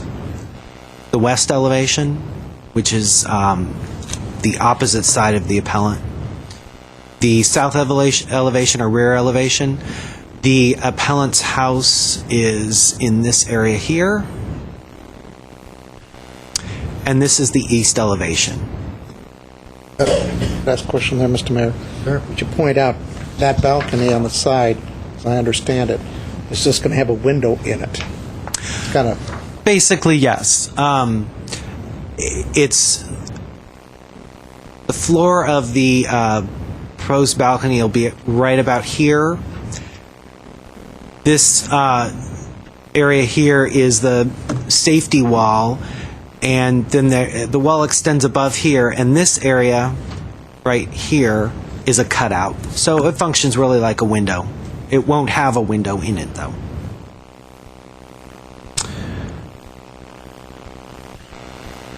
These are just 2 pictures of the house as it is now. You can see a little bit of the balcony that exists at the main living level here and a little bit right here. And this is the upper balcony that will be demolished. And then this is looking more in front of the appellant's residence. This is the part of the roof of the appellant's residence. This is the upper balcony that will be demolished, and then you can see a little bit of the main level balcony here. On February 19th, the board briefly discussed the project. I should say the Design Review Board briefly discussed the project. They commented that it was well done, and they felt that the eastern balcony wall with an opening 3.5 feet above the floor of the balcony and barbecue adjacent to a portion of this wall adequately addressed privacy concerns. And that's what is shown right here. The floor level of the balcony is here. It's 3.5 feet up to where the opening begins, and this area here on the other side of the balcony is where a barbecue is proposed. The appeal application is contained in your packet, and the appellant's arguments are summarized in the staff report. The appellant's arguments concentrate on the building height, interior setback, privacy, and blocking of views. Staff has analyzed the appeal request and recommends that the City Council sustain the Design Review Board's approval for the following reasons. building height. The existing residence is not taller as a result of the project. However, because supports for the proposed balcony are lower on the site, building height is measured from a lower elevation than it is currently. Last year, the zoning administrator approved a height variance for this project, and no appeal regarding this was filed. The Design Review Board jurisdiction does not include allowing variances from building height requirements. So again, height would be measured from down here as opposed to where it is now. So it's technically, by our definition, taller, higher. Second thing, blocking of views. There are no provisions in the zoning code that address existing views from private or adjacent properties. Most of the views of from the appellant's house are to the south or the southwest. While the proposed balcony will be seen from the appellant's residence, given that the house on which the project is proposed is slightly north and west, it will not significantly obscure any vistas. Interior setback. The zoning administrator granted an interior setback variance, but this did not include the proposed balcony because it complies with the minimum 6-foot interior setback requirements. While the proposed balcony will be much closer to the common interior property line than the existing balcony, the new balcony does not represent a significant mass and it complies with setback requirements. Then finally, privacy. The proposed balcony located off the main living area, because it is greater than 25 square feet, may not unreasonably impact the privacy of buildings or outdoor spaces of nearby development. Although the proposed balcony will be closer to the common property line than the existing balcony, several factors help minimize the privacy intrusion. Existing vegetation helps obscure views of the appellant's deck. Additionally, the most significant views from the proposed project are south to the downtowns of Glendale and Los Angeles, and not east toward the appellant's residence. Finally, due to the slope of the site, which prevents a natural sight line, a person would need to stand at the edge of the proposed balcony and look down to see the appellant's house and deck. At the time of the Design Review Board meeting, the opening of the eastern balcony wall was 3.5 feet high. After the proposed Design Review Board meeting, or Design Review Board approval of the project, but prior to expiration of the appeal period, staff met with the architect, a property owner, and the appellant. He wasn't the appellant at the time of the project. During this discussion, the architect and property owner agreed to increase the height of the opening of the eastern balcony wall from 3.5 feet high to 5 feet high. Given that the height of the newly agreed upon opening and the fact that the appellant's house and deck is at a much lower elevation than the applicant's proposed balcony, staff believes that this will eliminate privacy concerns related to the project. And let me go back and show you again. This wall is 3.5 feet high from the floor up. What the applicant has agreed to do is extend this wall up further another 1.5 feet, so that from the floor of the balcony up to 5 feet would be a solid wall. They would still have a cutout or a window. It just wouldn't be as wide as it's shown in this drawing. So is this the elevation that the neighbor has? Correct. Okay, so it's a westerly view then. You said it wouldn't affect... Northwest. So this is looking west, correct? This is looking west, yes. The neighbor's house is in this area As if here. where we're standing, or from our point of view, is from the neighbor's property. Right.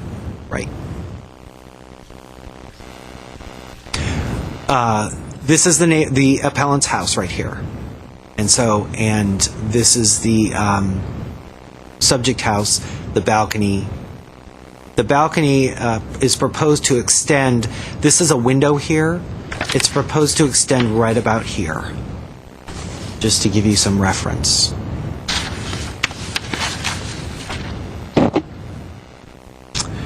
Staff is recommending that the City Council sustain the Design Review Board's approval of the project with the condition that the height of the opening of the eastern balcony wall be at least 5 feet above the floor of the balcony. That concludes my presentation. I'd be happy to answer any questions. Any questions for the staff? You did have 2 other photos, didn't you? I did. They're behind my recommendation because they weren't real critical, so I could show them certainly if you'd like. Just a nice view to the south. Okay, I can. This is the front of the house. Yeah. This is the west elevation. Mr. Najarian. Could you repeat the discussion of the side setback issue? You said Sure. that's not an issue? Well, the side setback issue is not an issue as it relates to the balcony. The proposed balcony is set back 6 feet, and that complies with minimum interior setback requirements. Part of the house is the balcony wall will be right about here. You can see the house extends further. What happened was, what they're proposing to do is clad the house so that existing house now doesn't comply with interior setback requirements. And I believe when it was built, was granted a variance to enable them to do this. The cladding encroaches slightly further into that interior setback. It was granted a variance, or you believe Correct. it was granted? Well, the cladding, the current project, clads the elevation, and it's incremental. It's a very small bit, but it further encroaches into the setback, and so it would need that. It required approval of a variance in order to do that. And that was granted? That was granted, yes. Any other questions? Okay. Mark Sin, you are the appellant, so you will get to go first, and then your presentation will be followed by the applicant, and then finally you'll be able to come back for a rebuttal. How many minutes do you feel you need for your initial presentation?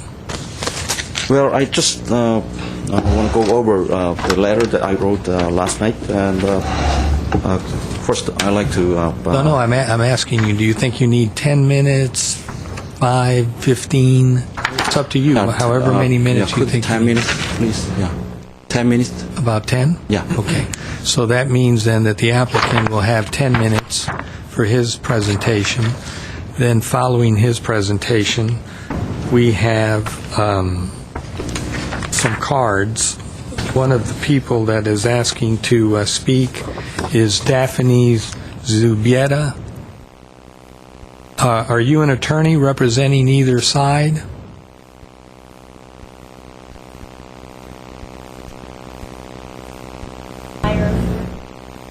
Okay. And then I have Carissa Bennett, who is one of the people who lives at the applicant's. Do you also wish to speak? Okay. All right, sir. So then you'll have approximately 10 minutes. Take your time and make your presentation, and then we'll have the applicant speak. And your name for the record. Okay, dear honorable city council members and... your name for the record. Mayor Quintero. My name is Mark Sin. Thank you. And I've been a resident of the city of Glendale since 1994, and have lived in my current residence, which is 1455 Dwight Drive, since January of 1996. Ever since I have moved to the city of Glendale, I've been a proud resident of this city, and it has provided my family with a nice community and a safe, peaceful environment that not many other cities of Southern California can provide. Early in 2007, my neighbor, Mrs. Carissa Bennett, asked for my signature in support of her family house remodeling project. She explained that at the time the project would include an expansion of their main level balcony into a rectangular shape. At the time, I could not support the project right away because two houses are so close. approximately 8 or 9 feet apart, and the project house only has a 3-foot interior setback toward my house. And also, this house was built in 1978 and has 4 stories, a storage room in the lowest level, and a new bed and bathrooms were added in 1997. And its main level at a height above the rooftop of my house. So also there is only one accessible walkway to my backyard between the 2 houses, very narrow. And so I just suggested at the time I should reduce the size of proposed balcony by a few feet, but she didn't contact me any further. On July 23, 2008, I was at the public hearing of this case for a variance case. At the time, I was the only one person of the interest party present. I was allowed 2 minutes to state my opinion, even though the other party was given 15 minutes. And at the time, the zoning administrator was the only one in attendance. I submitted letter and folders opposing the case to the zoning administrator, but the zoning section approved the variances and disregarded my opinions on privacy issues, fire hazards, etc. This case was turned over to the Design Review Board, and the meeting was held February 19, 2009. At the time, the case was approved and with the recommendation of a high wall installation in the east side of proposed balcony for the neighbor's privacy, mentioning only outdoor activity. I was not able to make this hearing due to my tight schedule, but afterwards I had 2 meetings with the other party. I had one with Mrs. Carissa Bennett, the project architect, Mr. Alan Malikian, and the case planner, Mr. Roger Kisser. Then I had another meeting later with Mr. Alan Malikian to try to reach a mutual conclusion. Unfortunately, this did not happen.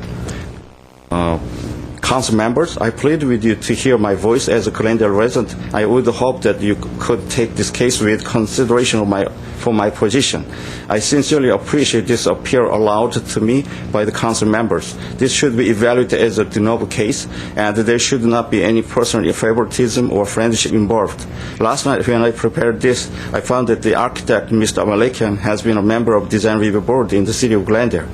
From the beginning, this project shouldn't been approved for many reasons. Not only was it against the city's zoning code, but it was also detrimental and injurious to the immediate neighbors. It has been present why the project house has repeatedly been allowed so many variances from the zoning code, such as the floor area ratio, front setback, interior setback, and the building heights, etc. This has made me wonder if there were any discriminatory practice involved. The expansion of a high-level balcony will definitely invade the privacy of our indoor and outdoor activities. Much of our living areas will be exposed to the expanded balcony. The master bedroom, upper study room, mid-level living room, the den, the outside spa area, the deck, and 2 bedrooms of the lower level.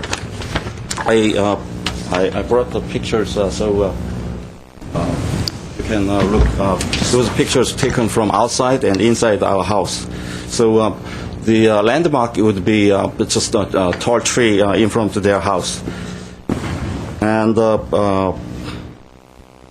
although the other party mentioned that they are already able to observe our outdoor activities from their current balcony, the expansion would further the invasion of privacy. The 2 houses are located very closely and are relatively angled to each other. The proposed balcony would be an expansion of 18 feet to the south and within less than 6 feet within the property line. Actually, the interior setback is 3 feet, and also they want to put a balcony within inside 2 feet, so it's going to make 5 feet. The balcony is not on the ground level; it is at the level above the rooftop of our house. Noise would not be controlled by the installation of a high wall on the balcony or by planting trees, since sound is amplified as it transmits from different heights. Outside of our home, we have been able to hear people's loud conversations and the dog barking from the inside of their house. The balcony would increase the potential for a fire whenever they use their barbecue grill, which is depicted in the original plan and located toward my house. So because our roof consists of wood shingles and is at a level below the balcony. The expanded balcony is like a sky lounge where they would have barbecues above our house. This could be a huge liability issue. Could be for the city of Glendale. The proposed balcony would also block our home's view to the west. This could also affect our property values. Planting trees between the two houses, which they suggested would prevent an invasion of privacy, will prohibit our only access to the backyard. Drilling holes for the steel posts to hold the expanded balcony would inevitably shake the steep ground, and it may affect the foundations of many houses to an unknown extent. Dear council members, on the basis of these facts, the expansion of balcony in the main level of the project house cannot be allowed. If this project is approved, it will not only impair our family life and the safety and the value of our house, but it could also become a huge liability issue for the huge city of Glendale. This project forced us to sacrifice the enjoyment of our house for the mere satisfaction of others. Dear council members, please consider all these things and understand my position in this appeal. Thank you very much for your precious time and help and understanding. I have tried to reach a mutual conclusion many times, and but it couldn't made. So since we've been living in this house for 13 years, and we have enjoyed family life together and all the things. But what they are claiming is, from their current balconies, they can look us watch over, and there will be no change for privacy issue even though they expand a new balcony in the main level. But the main level balcony will be extended south to the 18 feet, and also that's from the current line of balcony 4 feet south toward to the south. So that will allow that they can watch us inside our bedrooms, master bedrooms, study rooms, and family rooms, and the den and the 2 other bedrooms in lower level.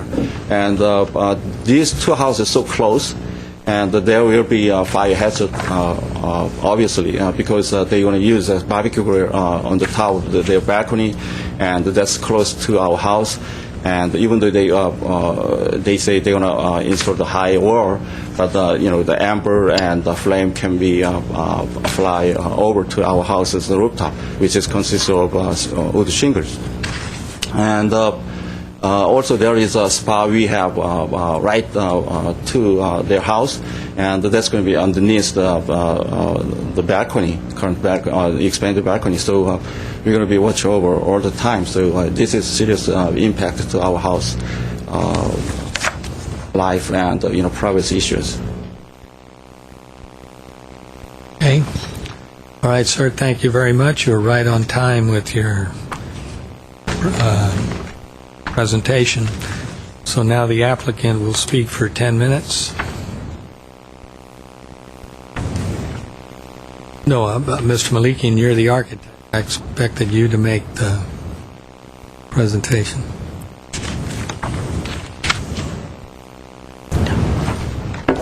Good evening, Mayor Quintero, council members. I have some handouts, and I brought a presentation, PowerPoint presentation of the same handout. I wanted to give that out. I don't know if it's enough. The owner of the property has... name for the record. My name is Alan Malikian. I'm the designer of the project. I was going to talk more technical, whereas Chris Bennett was going to speak about the project and what she felt about the whole situation. What I usually do in this similar situations, I look at the facts. And so what I'm going to do is I'm going to present you the facts of the project, and I'm going to ask you to use logic and understanding what we're trying to do and how we've approached it. This project started many, many years ago. The time that we started with this project, the privacy issue was not, in fact, a mandated or a code or a design review issue. So we've tried to address that as best as we could. The handout that you have is similar to the image that you see up there, and I'm going to point out several items there, which the first one is that we're actually eliminating the upper balcony, and Ms. Bennett has images or photos of the upper balcony that wanted to show you, and the fact is that they do have a direct view of the balcony. What we're proposing, it's not really adding any new condition or anything else that we're doing that it's going to have an impact there. More so of the view that they're going to see. Actually, we're going to reduce that. The second thing is that they do have existing trees that I don't know if you can see it there, but there's an existing tree there, and the ginkgo tree is being proposed by the landscape architect that we're going to be placing 3 of them along the side of the balcony to minimize the impact of the view. And then the lower photograph that you see is the actual photo that I've taken from the lower deck looking towards Mr. Sin's house.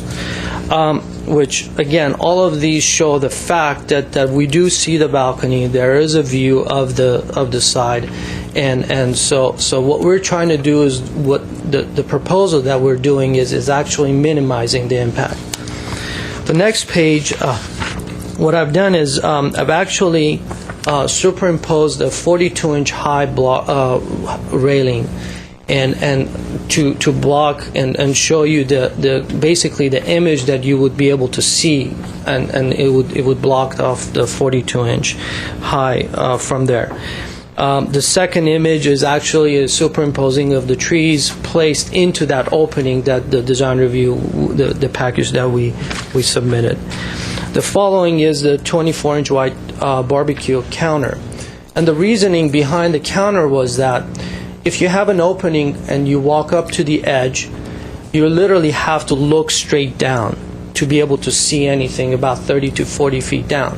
So what the barbecue counter is going to do is it's going to make you step back 2 feet or a little bit over 24 inches and be able to, literally, you need to stand on a stool or a bench to be able to look down.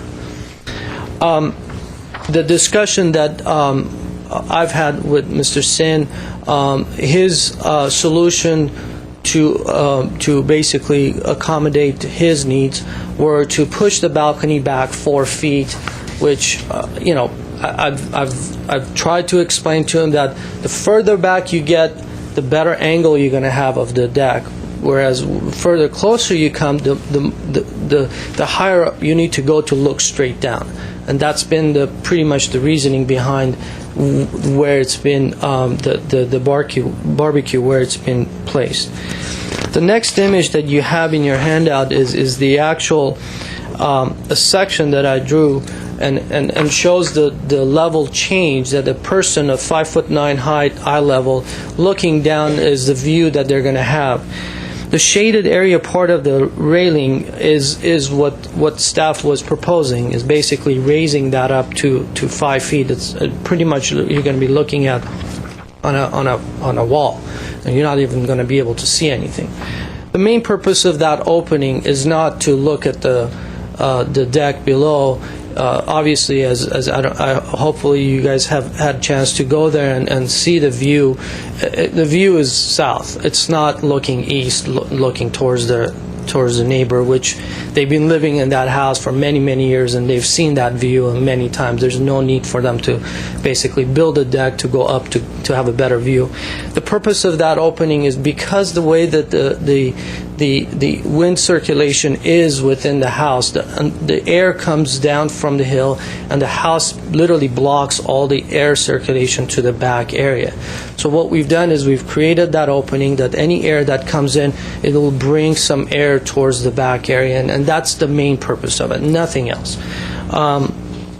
So, and then the last image that I put together is, it basically gives you an idea where the two buildings sit, and where we're actually proposing to add the deck area, the addition.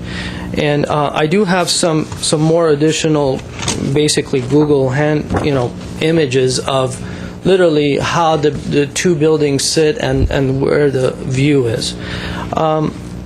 Other than that, I think that's pretty much all the facts, and logically, what we want to do is literally the square footages that we're adding, we're adding to the 222 square feet of the existing deck there is on the main level. We're adding about 346. That gives you about 550 square feet, and we're removing 71 square feet of the balcony on the third floor. So in total, we're adding less than 200 something square feet. Mr. Sin talked about some rooms added.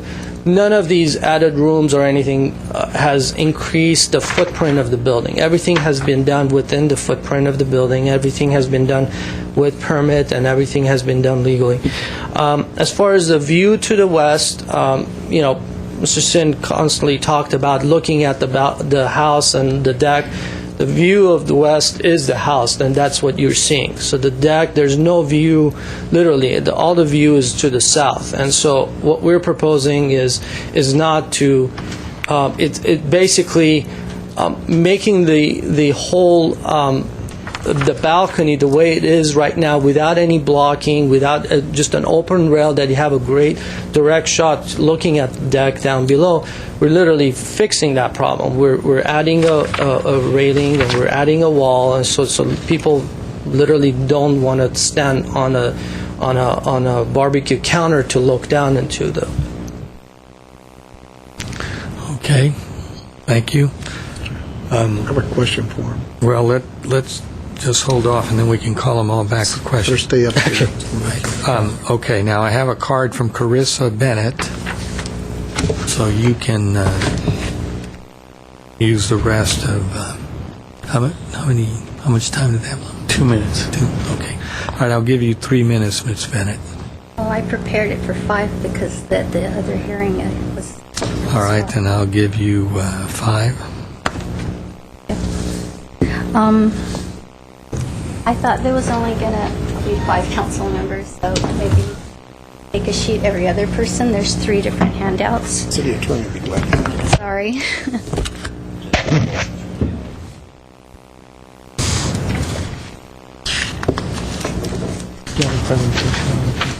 No.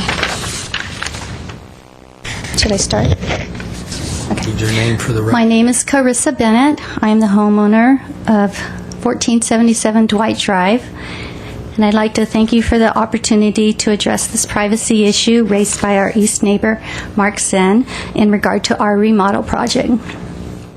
I would greatly appreciate if you would take into consideration the following factors in making your decision on this appeal. One of the photos has the orientation. First, I want to address the orientation, how the two homes are oriented next to each other. So one of the pictures that is being passed around is a Google overview of the two, and it shows the one with a little red splotch is my house, and then Mr. Sen's house is the other house that's in the picture to the right, bottom right. So we're on a hill, so my home is north, and it's not directly next to it, it's a little bit up above it. And the first thing I'd like to note is that the second picture that's being passed around is our existing view from our existing upper deck that we are going to demolish. So I just want to note that both our existing lower and upper decks currently have a full unobstructed view of our east neighbor's deck and windows.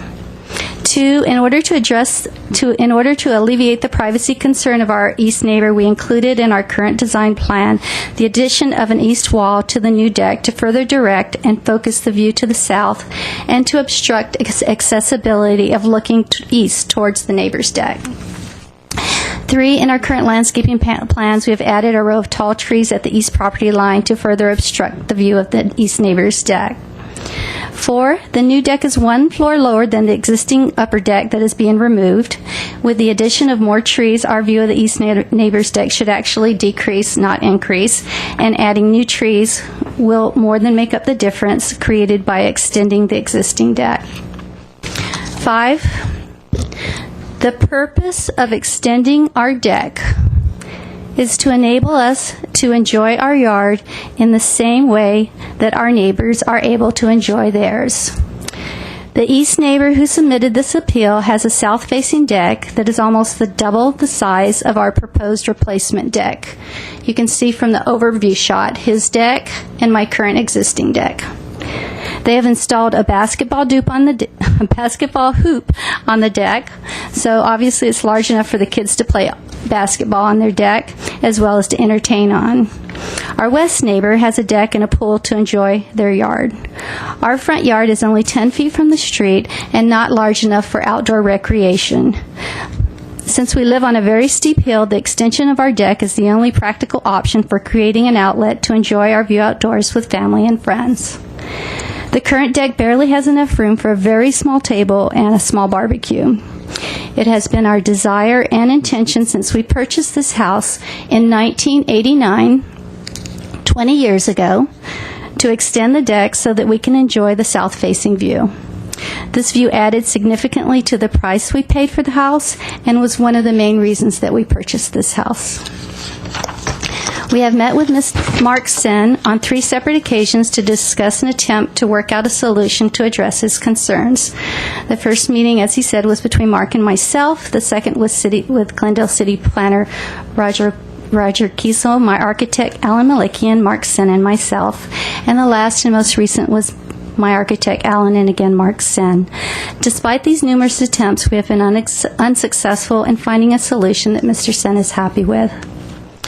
With the exception of Mr. Sen, we have obtained signatures supporting our remodel project from every neighbor immediately north, south, east, and west of us. And that's the third handout, the signatures that I passed out.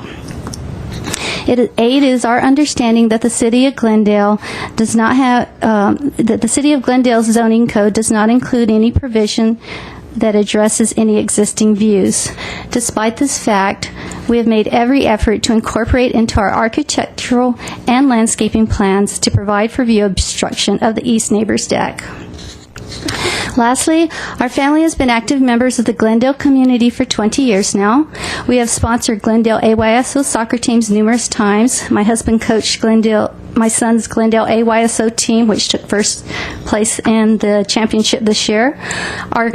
Also, our kids have been students of Dame Young Academy in Glendale for 12 years and have been recognized several times by Glendale News Press for their gold and silver medals at the Taekwondo National Junior Olympics. For 12 years, I owned a private practice audiology clinic in Glendale, which provided free services for the Glendale Healthy Kids program, and I was awarded Best of Glendale Award every year until I retired to devote my full-time energy to my kids. Additionally, my husband several years ago served on Glendale's Rose Float. In conclusion, we feel we have gone above and beyond to address and accommodate any privacy issues. We hope you will uphold the approval by the Design Review Board, who has already addressed the privacy issue. Thank you. Okay, thank you. All right, the final speaker is Daphne Zupieta.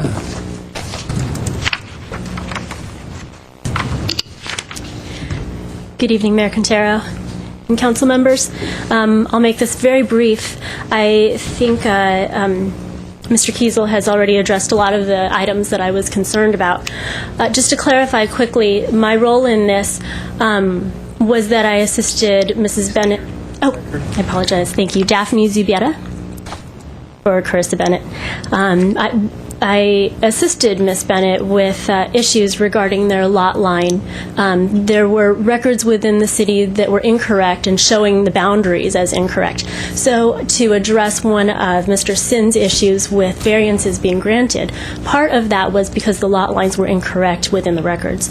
So there was, for one, a certificate of compliance showing that existing structure that had already been built was built in accordance with the correct lot line. So that's part of it. It's not that they're going in and getting all of these extra variances. As Mr. Malikian pointed out, the footprint of the house has not changed.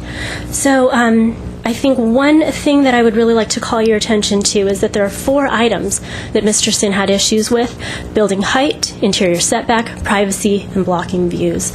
Again, already addressed today. The building height and interior setback, both of those were zoning administrator approved. Both of those were items that could have been appealed long ago. 1977 was the first, 2008 was the next. Those were not issues addressed by the Design Review Board. So within those 2 items, the zoning administration had already approved both of those. Privacy and blocking views are the 2 that we need to look at now. The Design Review Board did approve without condition to increase the wall height. The homeowner and the applicant have already agreed to without requirement, without having been required to increase that wall height from 3.5 feet to 5 feet. And as you can see from some of the photos that were provided there, right now they have a clear view of the patio.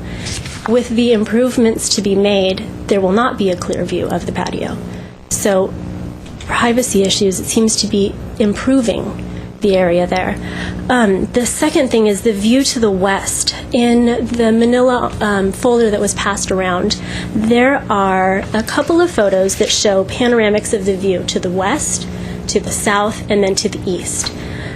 Looking at that view to the west, there's the house, and even if you were to remove that house right there, there's no view. The view is the sideline of a mountain right there. So the view of this particular area of this neighborhood and the way these houses are situated is to the south. None of that is going to be blocked. So there again, the view and any blocking or possible blocking of views, it doesn't seem reasonable that there would be any change to value of the neighbor's house based on that. And again, there were planting of trees, several items that the owners have suggested that they would amend within their design in order to alleviate some of the issues that Mr. Sin has put forward. Thank you. Thank you. Okay, now, before we talk to or have Mr. Sin come in for his rebuttal, you have questions for the applicant or for the applicant? Mr. Malikian. Okay, not yet, Mr. Sin. Mr. Sin, not yet. Oh, not yet. He has a question. Sit. Question for Mr. Malikian. On what you gave us here is 42-inch, you're going up to 60-inch, correct? Well, this is what DRB approved, and what staff is now saying that, yes, we are going to be raising. So what you're seeing is actually 42 inches. And so that would be up to 60? Exactly. Okay. And then the barbecue is 24 inches. Right. Again. So a person who is standing against the barbecue would be 2 feet away from a wall that is already 5 feet tall. 5 feet tall. Right. So from that distance, he would have to look up and over. Exactly. So he'd have to be an LA Laker to look down. Anybody know the score, the game? I'm just missing the whole thing. But that isn't that about it. I mean, a 6-foot person probably couldn't. One thing that I missed, based on the discussions from the beginning when we started talking to Mr. Sin, he was asking us to push the balcony back 4 feet, and he was going to be happy and basically drop the appeal case. At the end, we agreed that we would push that back 2 feet rather than 4 feet, and even at that level, we agreed that, you know, if we do push that in even a foot, we would like to extend the deck out, and he completely disagreed with that. One other concern that he has with the trees, He briefly mentioned, and I don't know if you guys picked up what he was trying to say, was the trees that we're trying to propose to put in front of this proposed deck is the path that he needs to take to go access his back of his property to clean up. So basically, he does not want us to put any trees on our property, so for him to be able to access the back. It's kind of weird, but that's what he's. So, but again, we will find a compromise. We will find a location so we won't block his path. That if he needs to access back of his property to maintain, which is not Thank you. All right. Any other questions of the applicant? Okay, Mr. Sin? You can take your time. You have up to 10 minutes to rebut the testimony from the applicant and the attorney and the applicant's architect. Thank you.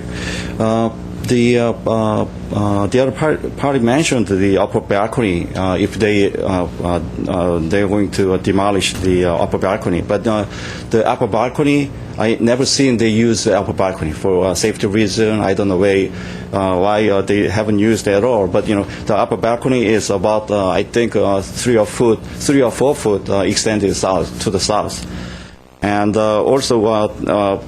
They're gonna say they're gonna put a high wall about 5 feet from the floor of the expanded balcony. But originally, when they approached to me in the beginning, they showed the options. Another option that showed 7 feet above the floor. They want to install the wall, and also. Fire hazard issue, and Mr. Malakian told me that they want to put planting fire retardant trees, but there's no such. All the trees can be flammable and it's dangerous for the fire. And remember, this house is 56 feet high from the ground level to the rooftop, and also. Ms. Bennett said that they want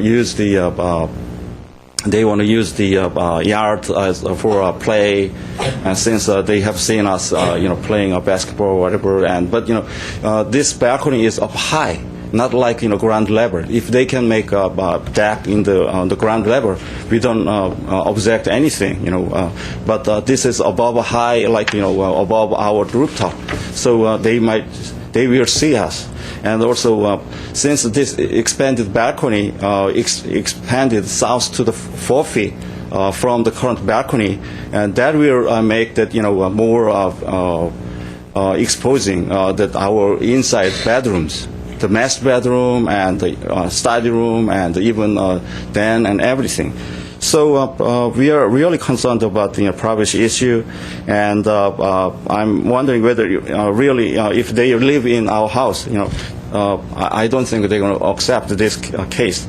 And so my request is to reduce the size to minimize privacy intrusion, and also.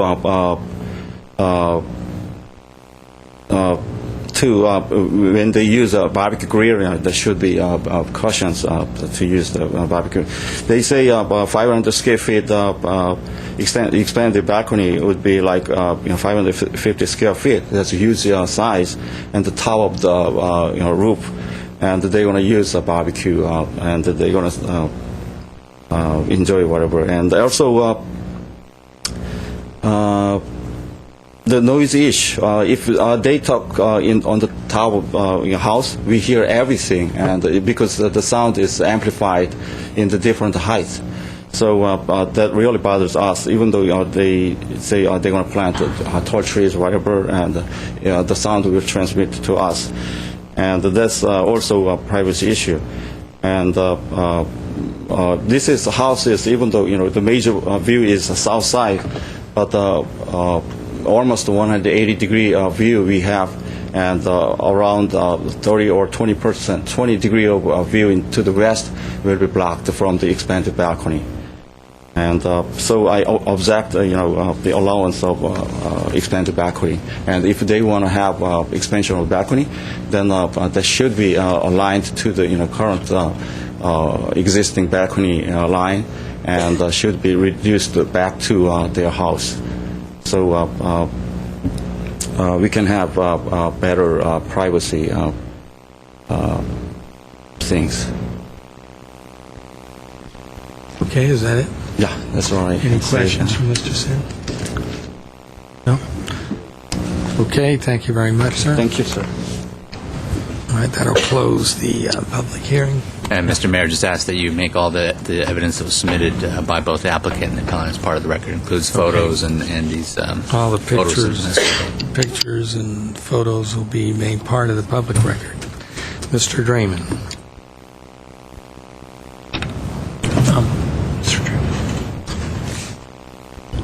Thank you, Mr. Cassatt. Goodness knows we wouldn't want anybody to miss anything, huh?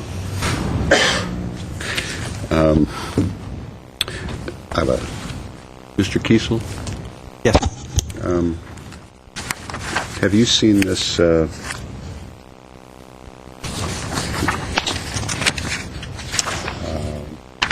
this collection of documents that Mr.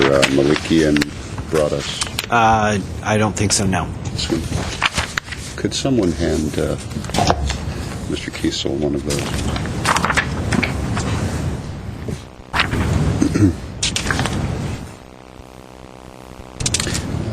It is, my question is on page 2, the first page that has images. This one. The bottom photo, it's labeled view from lower deck to east property. Is that about correct? Yeah, that's what it would appear to be, right. Okay, I just wanted to verify that. Even though we go out to the site, we don't necessarily get to go up onto the decks of the homes and so on. So I just wanted to verify that. And then a procedural. Maybe just clarification. I'm not sure if this is a photo or a photo sim, what it would look like. Is that your question? If this is from the actual both. deck? It's actually both. Okay. Well, yeah, you're right. Is this the existing view? That's what I'm saying. Unaltered, this. As far as we know. That's what, as far as I know, yes. Okay. All right. Then, procedural question, Mr. City Attorney, and that is, I'm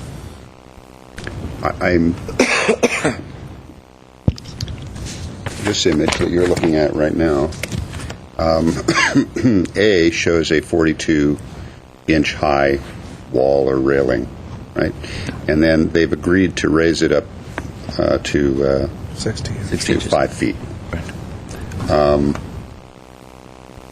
They've agreed to do that, but the question is, was that a condition that was made, or they agreed to do it? It was not. I think Mr. Kiesel can explain, but I think staff recommended that they add that as a further refinement of the project. Right. This initially came up during the Design Review Board meeting, and the Design Review Board approved the project without that consideration. About a week and a half after the Design Review Board approved the project, I met with the applicant, the applicant's architect, and the appellant to see whether we could come to some compromise.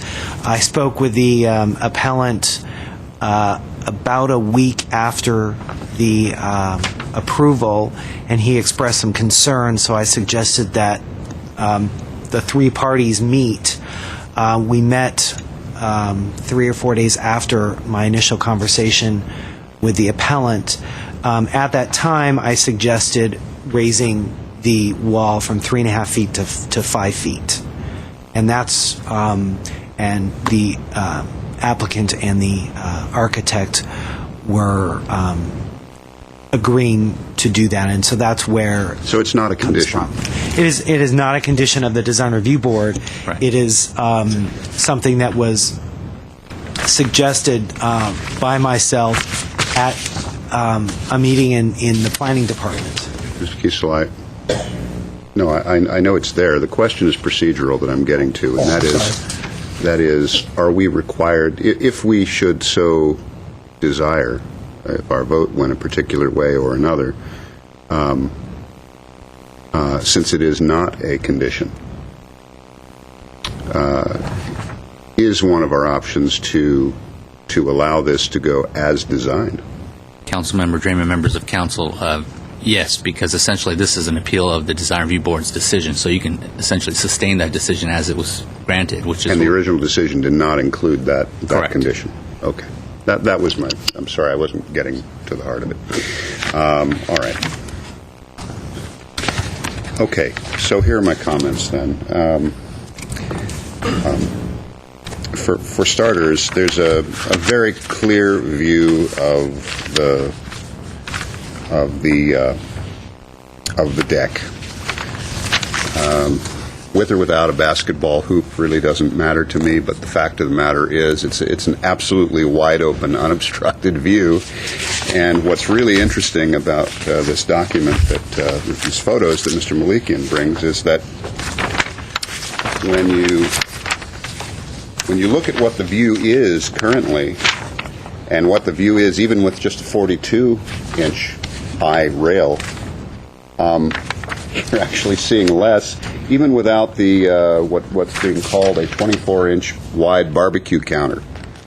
I mean, it's a wide open view right now. And that is with or without ginkgo trees, and that's with or without a 42, let alone 60-inch high rail or a 24-inch wide barbecue counter bump out. I certainly appreciate all those additions. But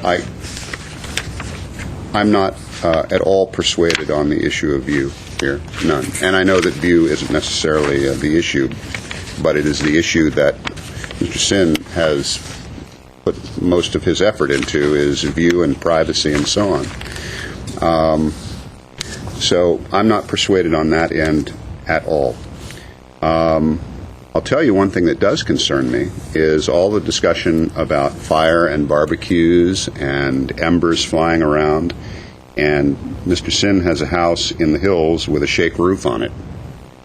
That bothers me more than what I'm seeing in the way of issues related to privacy.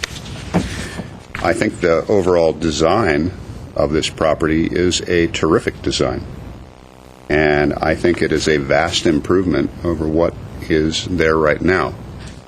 Obviously, a lot of this is subjective, but that's what design issues are. I think it is a far less imposing-looking finished project, because what you have there right now is basically a brown shingled box, raised box. The new project will not actually be any taller. It's just... It seems that way because of the way we're measuring it, but the actual height, if you could put a footprint in midair, take away the existing house, and put in the new project, it is not taller. Mr. Malikian states that the footprint is not changing, essentially.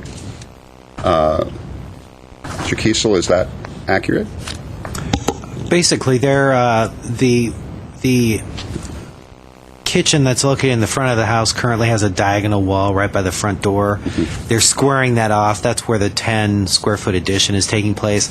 I think there's the roof extends over that area now, so no, it doesn't really increase the footprint of the house.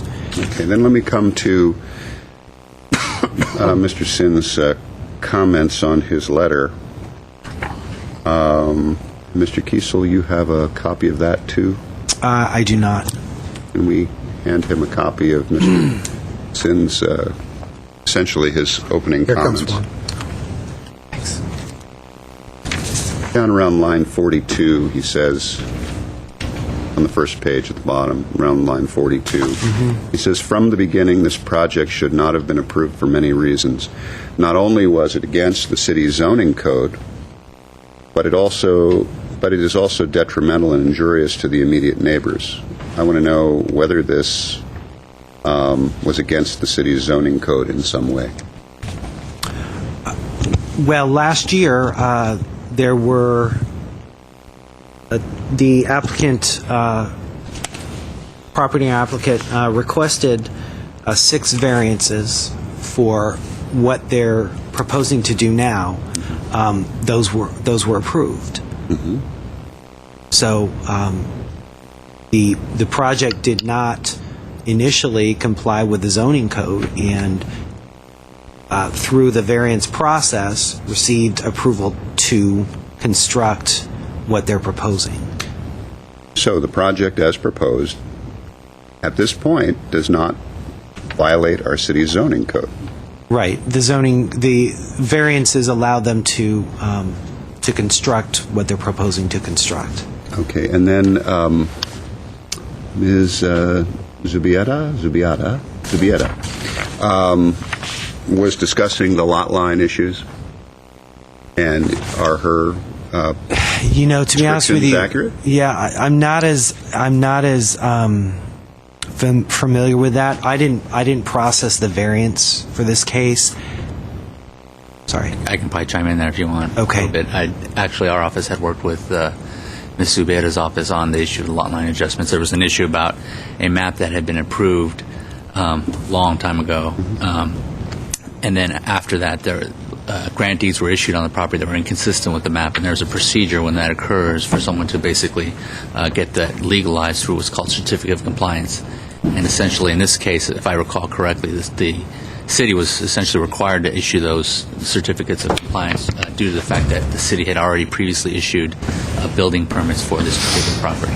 So that all the parcelization of the property as it exists today is legal. Okay. Thank you very much. All right, Mr. Mayor, with that, I'll just cut to the chase here. I am going to support the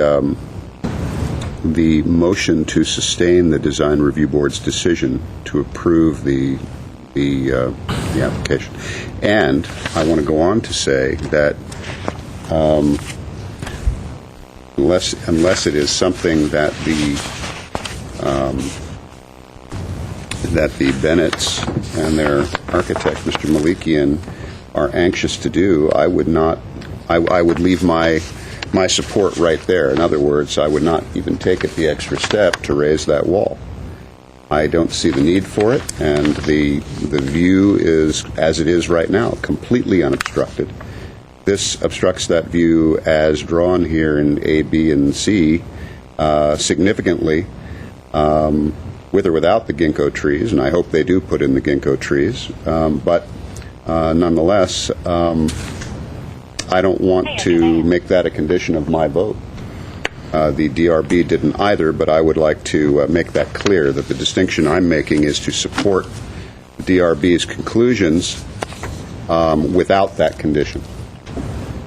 Okay. Thank you. Mr. Weaver. Well, my neighbor above me came from inside the house and outside the house, looked down into my backyard and can look into my children's bathroom unless we pull the curtains. And I can hear them when they make noise, and I can hear the noise of our neighbors behind us. I think that's pretty common in the city. Noise does exist, and neighbors can hear neighbors. So, as far as privacy, I don't have it. Most homes built in the hillsides, so somebody's looking into somebody's backyard or swimming pool or whatever, and noise doesn't do anything for me. I think it's a much better architectural designed house with the modifications. I don't know if they use that upper balcony or not, but it's an eyesore, and removing it, I think, is a much better way to go. I too Google Earthed it. Had the same thing that Ms. Bennett brought in. And I don't know what windows the appellant has on the west side of the house. Maybe not, I don't know. But the appellant has a beautiful house with a huge patio. And his view, as we saw in that one picture, is to the south with a gorgeous view of the entire basin. It's certainly not the sliver that he can see to the west. So I think it does what it should. I agree with Mr. Draymond, going from 42-inch up to 60 really doesn't do anything other than to make an additional massing on the side of the house. With the bigger opening, it reduces the massing a little, at least by 18 inches, foot and a half. And putting the barbecue there, and you're having to stand 2 feet back, even at 5.5 foot gentlemen or 6 foot, it's going to be very difficult to look over and look down. As far as barbecues or whatever and threat of fire, I think somewhere along the line our Glendale Fire Department is going to weigh into this. I doubt if they're going to pull permits that are going to allow a barbecue that can put out embers and stuff flying all over the neighborhood are going to be permitted. That just isn't going to happen. So that item will be addressed during the process.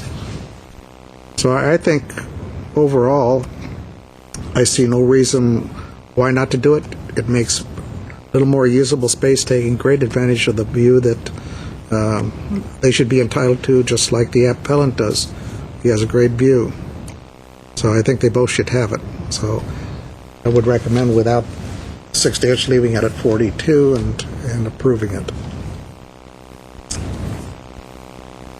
Mr. Najarian. Well, I don't like the design. I don't like the location of that balcony at all. How tall is the house, Mr. Kiesel? 56 feet? Is that the number someone threw out? Yes, it is. Could a house like that be built today? 56 feet? No. And it's because we would think it's too tall, that tall homes are inappropriate, and we discourage people from building homes like that. Of course, variances are available, but we have a limit. And that shot right there, I think, says it all. It's a huge home that's completely looming over the neighbors, whether or not the second floor balcony is removed in the process or not. Not only does it loom over the neighbors, but the balcony's sitting on poles, pilasters. How high is the balcony above the ground? Give me a few minutes. 40 feet? 30 feet? I mean, don't compare this to the neighbors whose balcony is maybe a few feet off the ground. This is something that's looming not just over the neighbor, but over the entire neighborhood.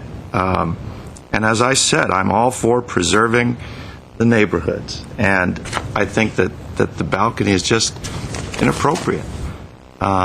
Inappropriately high, inappropriately close to the neighbor, whether there was a variance obtained, whether the lot line was adjusted. We're talking about 6 feet, and we're talking about having a barbecue going 6 feet from the neighbor's lot line. I don't think that adds to the quality of life for the neighborhood. My other observation is, somewhere in the report here it says that the FAR is 39%, 0.39. But then when I look at the square footage of the house at about 2,800 square feet and the size of the lot about 6,000 square feet, we're looking at a 47% FAR. And I know you can't build a house with that size FAR currently. Correct. And that square footage does not include the square footage of the balcony, correct? It does not. Floor area ratio does not. So we're talking about a 500 square foot balcony, which is... did you find out how high it is above the ground? 30 feet. I mean, let's say 30 feet. I'm estimating The architect. Yeah, I could scale it off on those drawings. 6 feet, and then let's say give or take 5 feet, 6 feet from the neighbor's home, on an already large home, adding 500 more square feet to a 2,800 square foot home, you're getting an FAR that is, if you were to include the balcony square footage, which is well in excess of 0.50. And I think add that all together with the size of the house, the massing, the bulk, the proximity, the posts, the manner in which it is supported, it's just too much. I also feel bad. I mean, I just learned today that Ms. Friedman's husband has an involvement in this, that he's the landscape architect. I feel very uncomfortable about dealing with this in any way if I'm, to vote against it. I'm sure everyone says, oh, no hard feelings, no, we're all professionals, but a vote against it is certainly not going to endear me exceptionally well. This whole DRB process, and I'm going to take a little tangent here, I don't like members of one DRB presenting projects to other DRB. From the beginning, I'm very uncomfortable about that. I just don't think it's appropriate in its size, in its massing, in its height, the manner in which it's raised, in its proximity to the side yard. And of course, it is subjective. I'm not looking at it's subjective except when you look at the FARs involved and the heights involved. Those are objective measurements that can be made. But everything else I have to say is certainly my subjective remarks. So, I would estimate the height at around 25 feet. Okay, give her. I was 5 feet on the high side.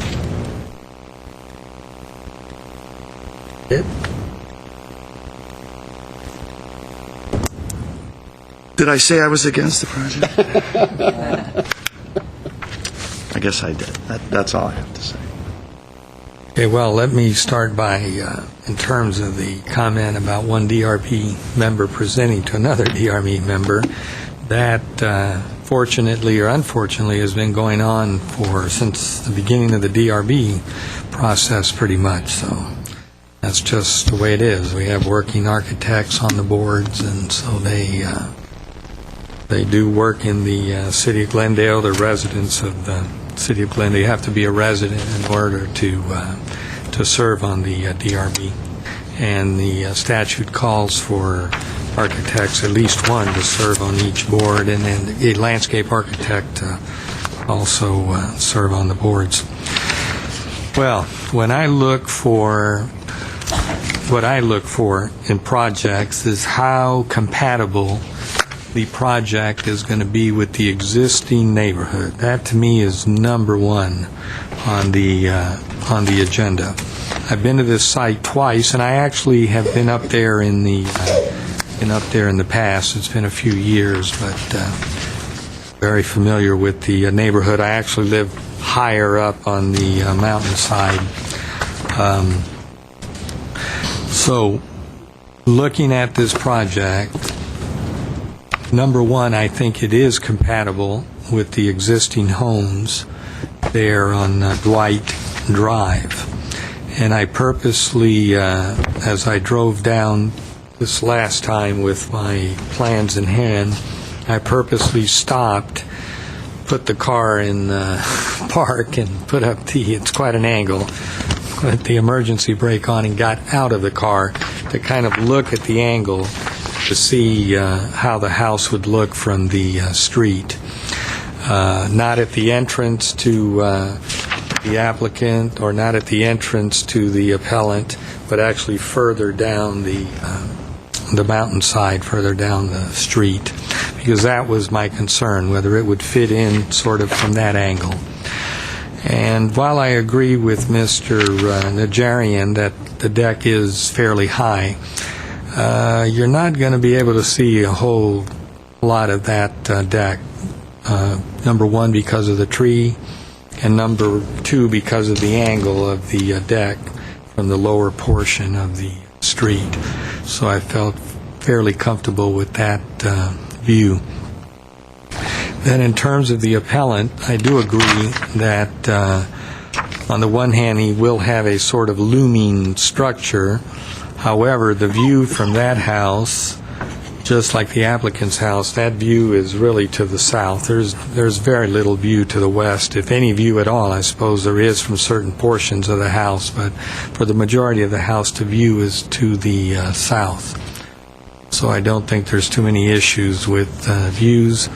In terms of privacy, I think their privacy in a sense is going to be more protected because of the wall, the 24-inch setback for the barbecue, and the elimination of the second balcony. So I don't think the appellant is really going to have any issues with his privacy. And in conclusion, I think this does fit the neighborhood guidelines. I think it fits into the neighborhood. I do like the design. I think the current house with the shakes on the side and all the rest of it is dated, and I think this new design is going to be certainly a nicer house for the rest of the neighbors to look at. So I will vote to sustain the DRB and the staff recommendation. I think this fits into the neighborhood, and I think the appellant will not be affected by the project. So that's my conclusion, Mr. Weaver. Do you want a motion with this 5 foot or leaving it at the 42? Because the motion we have has the 42.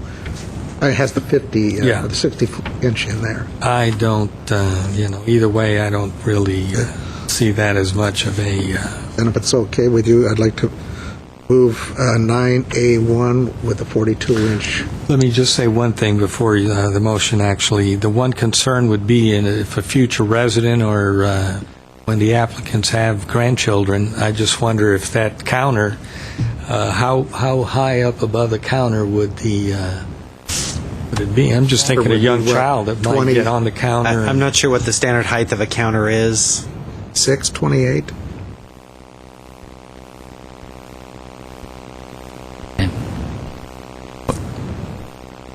So my only concern would be a young child hopping on that counter and somehow going off the side. Yeah. But other than They that... could go out about the front. They could go out the front, too, except they'll have to climb the railing. But either way, I don't. I mean, if it's building and safety is fine with it, then so am I. So make your motion. Like I said, 9A1 with the 42-inch, a high opening. Okay, I need a second. I'll second that. No further comments? Roll call. Councilmembers Draymond, Yes. Friedman, Najarian. No. Weaver. Aye. Mayor Quintero. Yes.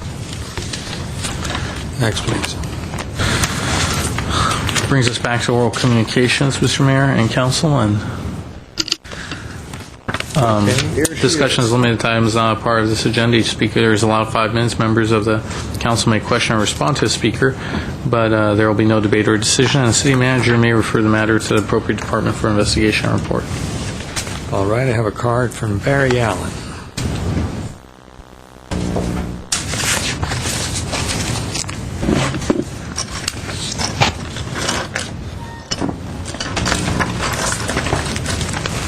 Thank you, Mr. Mayor, council, staff, and of course the public. I'm Barry Allen. 3 topics, short, to the point, especially during budget season. And before, we've heard a number of things from management about the 12-city survey. And the 12-city survey is used for everything, to decide how much money we're going to pay the employees, to what benefits they get, and what have you. Now, we've asked for that survey, and of course the public has paid for that survey. The city refuses to give us that survey. And I think that survey is very important for the people sitting on this dais because that will give you the idea of the questions they have asked the 12 cities and the responses that they've gotten from the 12 cities, so that when you're being told what those results were and what the surveys were, you should be able to know and be able to read the raw data that was brought forth by them contacting, if indeed it actually even happened. But it's disingenuous to hear the term that we've had as 12-city survey. And I think that's one of the important things that we need to know. Now, there's another issue, and I know you're all familiar with it. It's the Form CM-29. And the Form CM-29 is the form that allows the city manager to give performance bonuses to employees. Those performance bonuses can be up to 5%. So if you take a $200,000 a year employee, he can get a $10,000 bonus. Now, we have asked the city to provide us the information as to the number of people who've received that money since 2005. And actually, I think the program's been in since 2002. Who's received the program, the money, the performance bonus, how much those performance bonuses have been. And the city refuses to provide that information. Yet we have provided the city with a Attorney General's opinion that says, in answer to the question, which was performance bonuses, should that be public, we conclude that records of the amounts and reasons for performance awards granted to executive managers of a city are subject to disclosure under the Public Records Act. I'm certain that this council, especially when you're dealing with budget issues now, needs to know how many of those bonuses have been given, where the bonuses come from, how they're charged off, and how much it's been over the last 4 or 5 years. The other issue that has come up as well, and again, it's budget time, and it's also very important, very germane.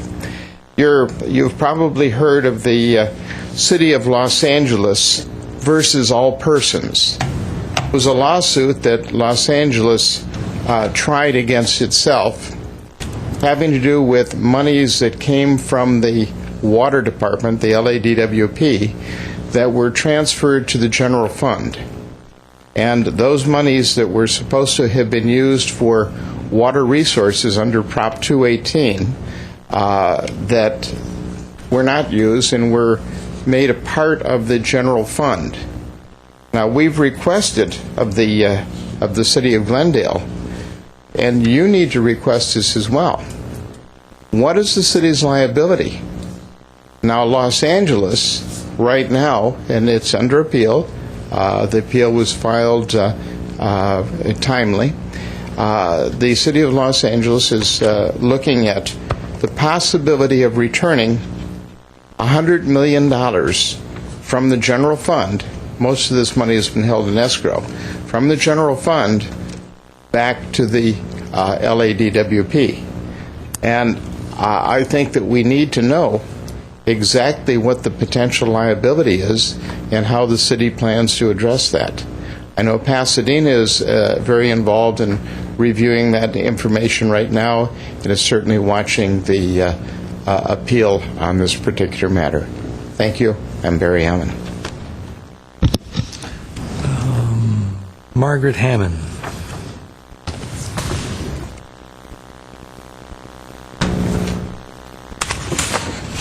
Good evening again, Mr. Mayor, members of the City Council, staff, and the audience. My name is Margaret Hammond. One of the things that's coming up is Memorial Day. And, it's usually, we have so many accidents and so forth. It's one of the holidays that everybody seems to want to travel and do things. I'm hoping that there will be some more thoughtful driving going on. Rather than getting somewhere in a hurry, think about what will happen when there's an accident. You won't get anywhere. The other thing is that pedestrians, again, in the city twice tonight on my way here, deliberately walk right off the curb against the light. I mean, virtually against the light. It's already an orange light, and they just walk, and they look right at you like, hello. So I don't think that's fair to, the drivers that are trying to obey the law to have this happen. Because if you've already started up thinking that it's going to be a green light, and it's not, we sure do need some more education in this respect to do with pedestrians, not just the drivers, pedestrians too. They really need to be aware that they can't just walk off a curb without looking both ways before they do so. It's pretty scary driving. The other thing that I would like to bring up is, again, the baby shower that's going to be held for the military moms down at Camp Pendleton. If anybody would like to send me or call me or whatever, I'm going to be going down. It's this weekend. It's the 23rd. And we're going to be taking the items and gifts and so forth. I myself just decided that it was easier to buy a bunch of Target gift certificates, and then they can go buy what they want rather than running around trying to buy things. So my number is 242-7334. If you would like to contribute to these mothers who sometimes already have 2 or 3 small children and are really in need of some help. So, and I hope you all have a very good and safe holiday. Be careful. Thank you. Thank you. What's next? Is there a motion to adjourn? No, we actually have... Unless there's comments or new business? We have some new business on the... I do have it. I just didn't know if I was the one supposed to read it. Mr. Mayor, I have a motion. I will move that the City of Glendale hereby concurs in the City Manager's appointment of Ronald DePompa as the interim acting Chief of Police effective upon the retirement of Chief Randy Adams, July 10th, 2009. Second. Any comments? Ms. Friedman? Well, not on this. Okay. Mr. McFall? Well, only I know the city manager has spent a considerable amount of time considering this process, and he wanted the community to be aware that there's a great amount of confidence in Ron stepping into this position during this very important interim period of time.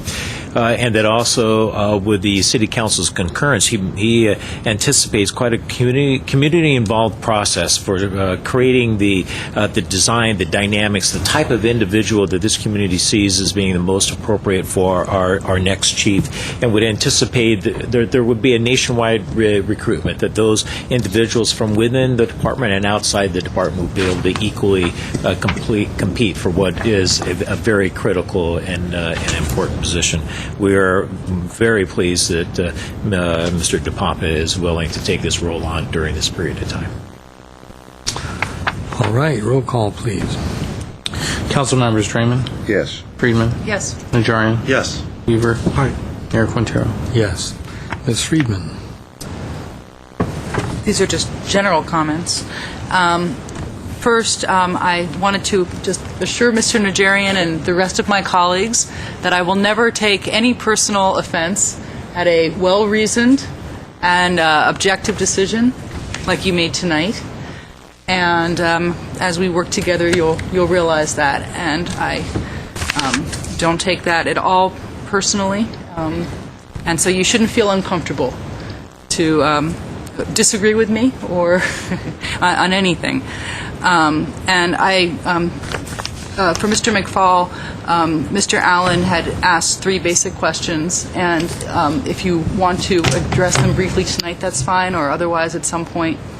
But I think that it would be good to hear, to have the public answer those questions. On 2 of the 3, I can give you some information now, or if you'd like it, whatever council's direction is, I can make it brief, of course. Give your 2 Okay. On the 12 city survey, the 12 city survey has been established. Actually, I've been here for 32 years, and these 12 cities were identified before I started with the city, and they were originally selected to be cities that are basically full-service cities and that have a lot of comparable characteristics to the city of Glendale, and they're within this general region, so that CPI and other indexes would be relevant to all of them.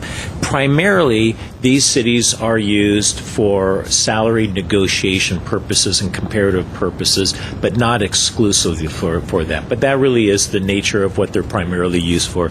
And the City Council actually in negotiation process has seen these surveys and all the detail that the information is gathered in. There is no secret information with from the standpoint of what the format is, and there isn't anything that is withheld that the council doesn't see. And the attempt is literally just to find to be able to see what in fact comparable positions, comparable issues, how other communities do it to provide for more informed decision making. It isn't the life and death of every single decision by any means, but it does provide substantial additional information that can be used for comparative purpose, and then judgments are made from beyond from that point forward. And while I'm sure at times imperfect, there is a great intent to take all this information to make as much as possible an apples-to-apples determination using this. The information is also used for a whole variety of things. Council often asks the question, well, how does this city do this? How does this Permanent Services Center work? And what we will first do is we go to those comparison cities once again. They have similar types of services, functions, and everything. That's where we gain this information.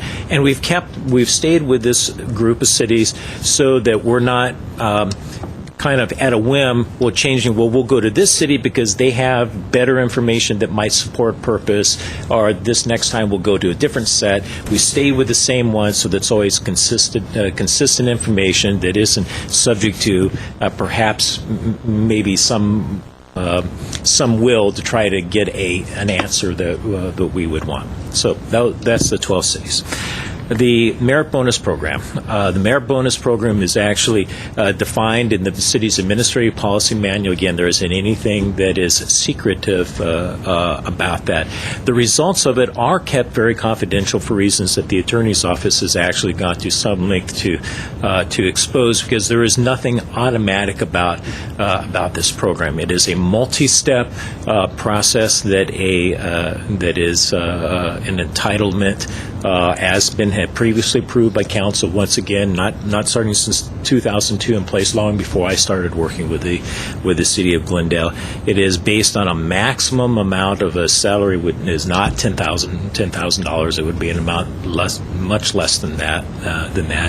There are limitations on how often it can receive. There are very specific requirements. The basis for this is that within the city of Glendale, there is no merit step as in other communities, and is entitled to the GCA. The non-management employees of the city have a merit step that literally they are entitled to on an annual basis as part of the step program. Managers have no such program, and for them to be able to achieve that level, it has to be based on merit and performance. Defined within the manager's performance evaluation on an annual basis. If they meet those criteria with it, the department head can, in accordance with the policy, write up a recommendation for it, and it would be considered by the city manager and whether it should be granted. It's not done annually. The policy doesn't provide for that. It's done periodically.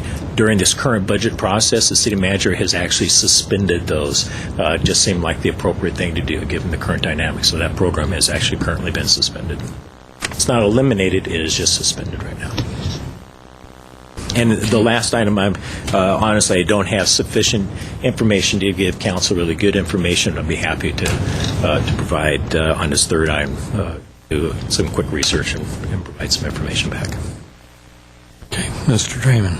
Well, I just wanted to, while we're on that topic, I think part of the question was that it is being refused the information on the 12 city survey. I think that was I didn't hear anything about that.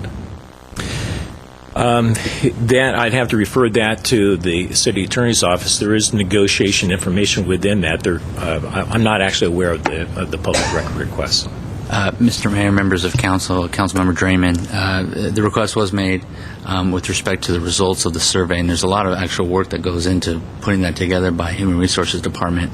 And it is a record that the city is entitled to withhold from disclosure for the reason that it's there's a couple of cases which say if it's essential to the city's negotiating position during negotiations, it can withhold that information. And there's a lot of information in there that I think that if it's disclosed could have the effect of essentially providing some information that the city wants to hold during negotiations. And that's the reason, and there's actually case law on that. With respect to the second issue, I think that the issue of the performance bonuses or the merit bonuses, the same issue. The Attorney General's opinion that Mr. Allen was referring to is one involving a particular public entity for its executive managers who are all subject to a contract. And the agency was saying there, well, if they're subject to a contract, anything that's part of that contract is subject to disclosure. Our employees, and including our executives, are not contract employees, and for that reason, it was not required to disclose that. And the court noted that it's important that the public agency is within its role to withhold those from disclosure for the reason that disclosing, and what Mr. Allen asked for specifically was the amount that individual employees got and the basis for those particular performance bonuses. And the courts have held that disclosing that could cause discord within your agency by those who perhaps did not get the same bonuses that other employees got. And so that's the reason why that information was withheld from disclosure. Okay, great. Mr. McFall, I'd like to have a report on how we might be able to recognize Jim Rez for his service on the WD. Okay. Any other comments? Will we adjourn? Have a second? Second. We are adjourned.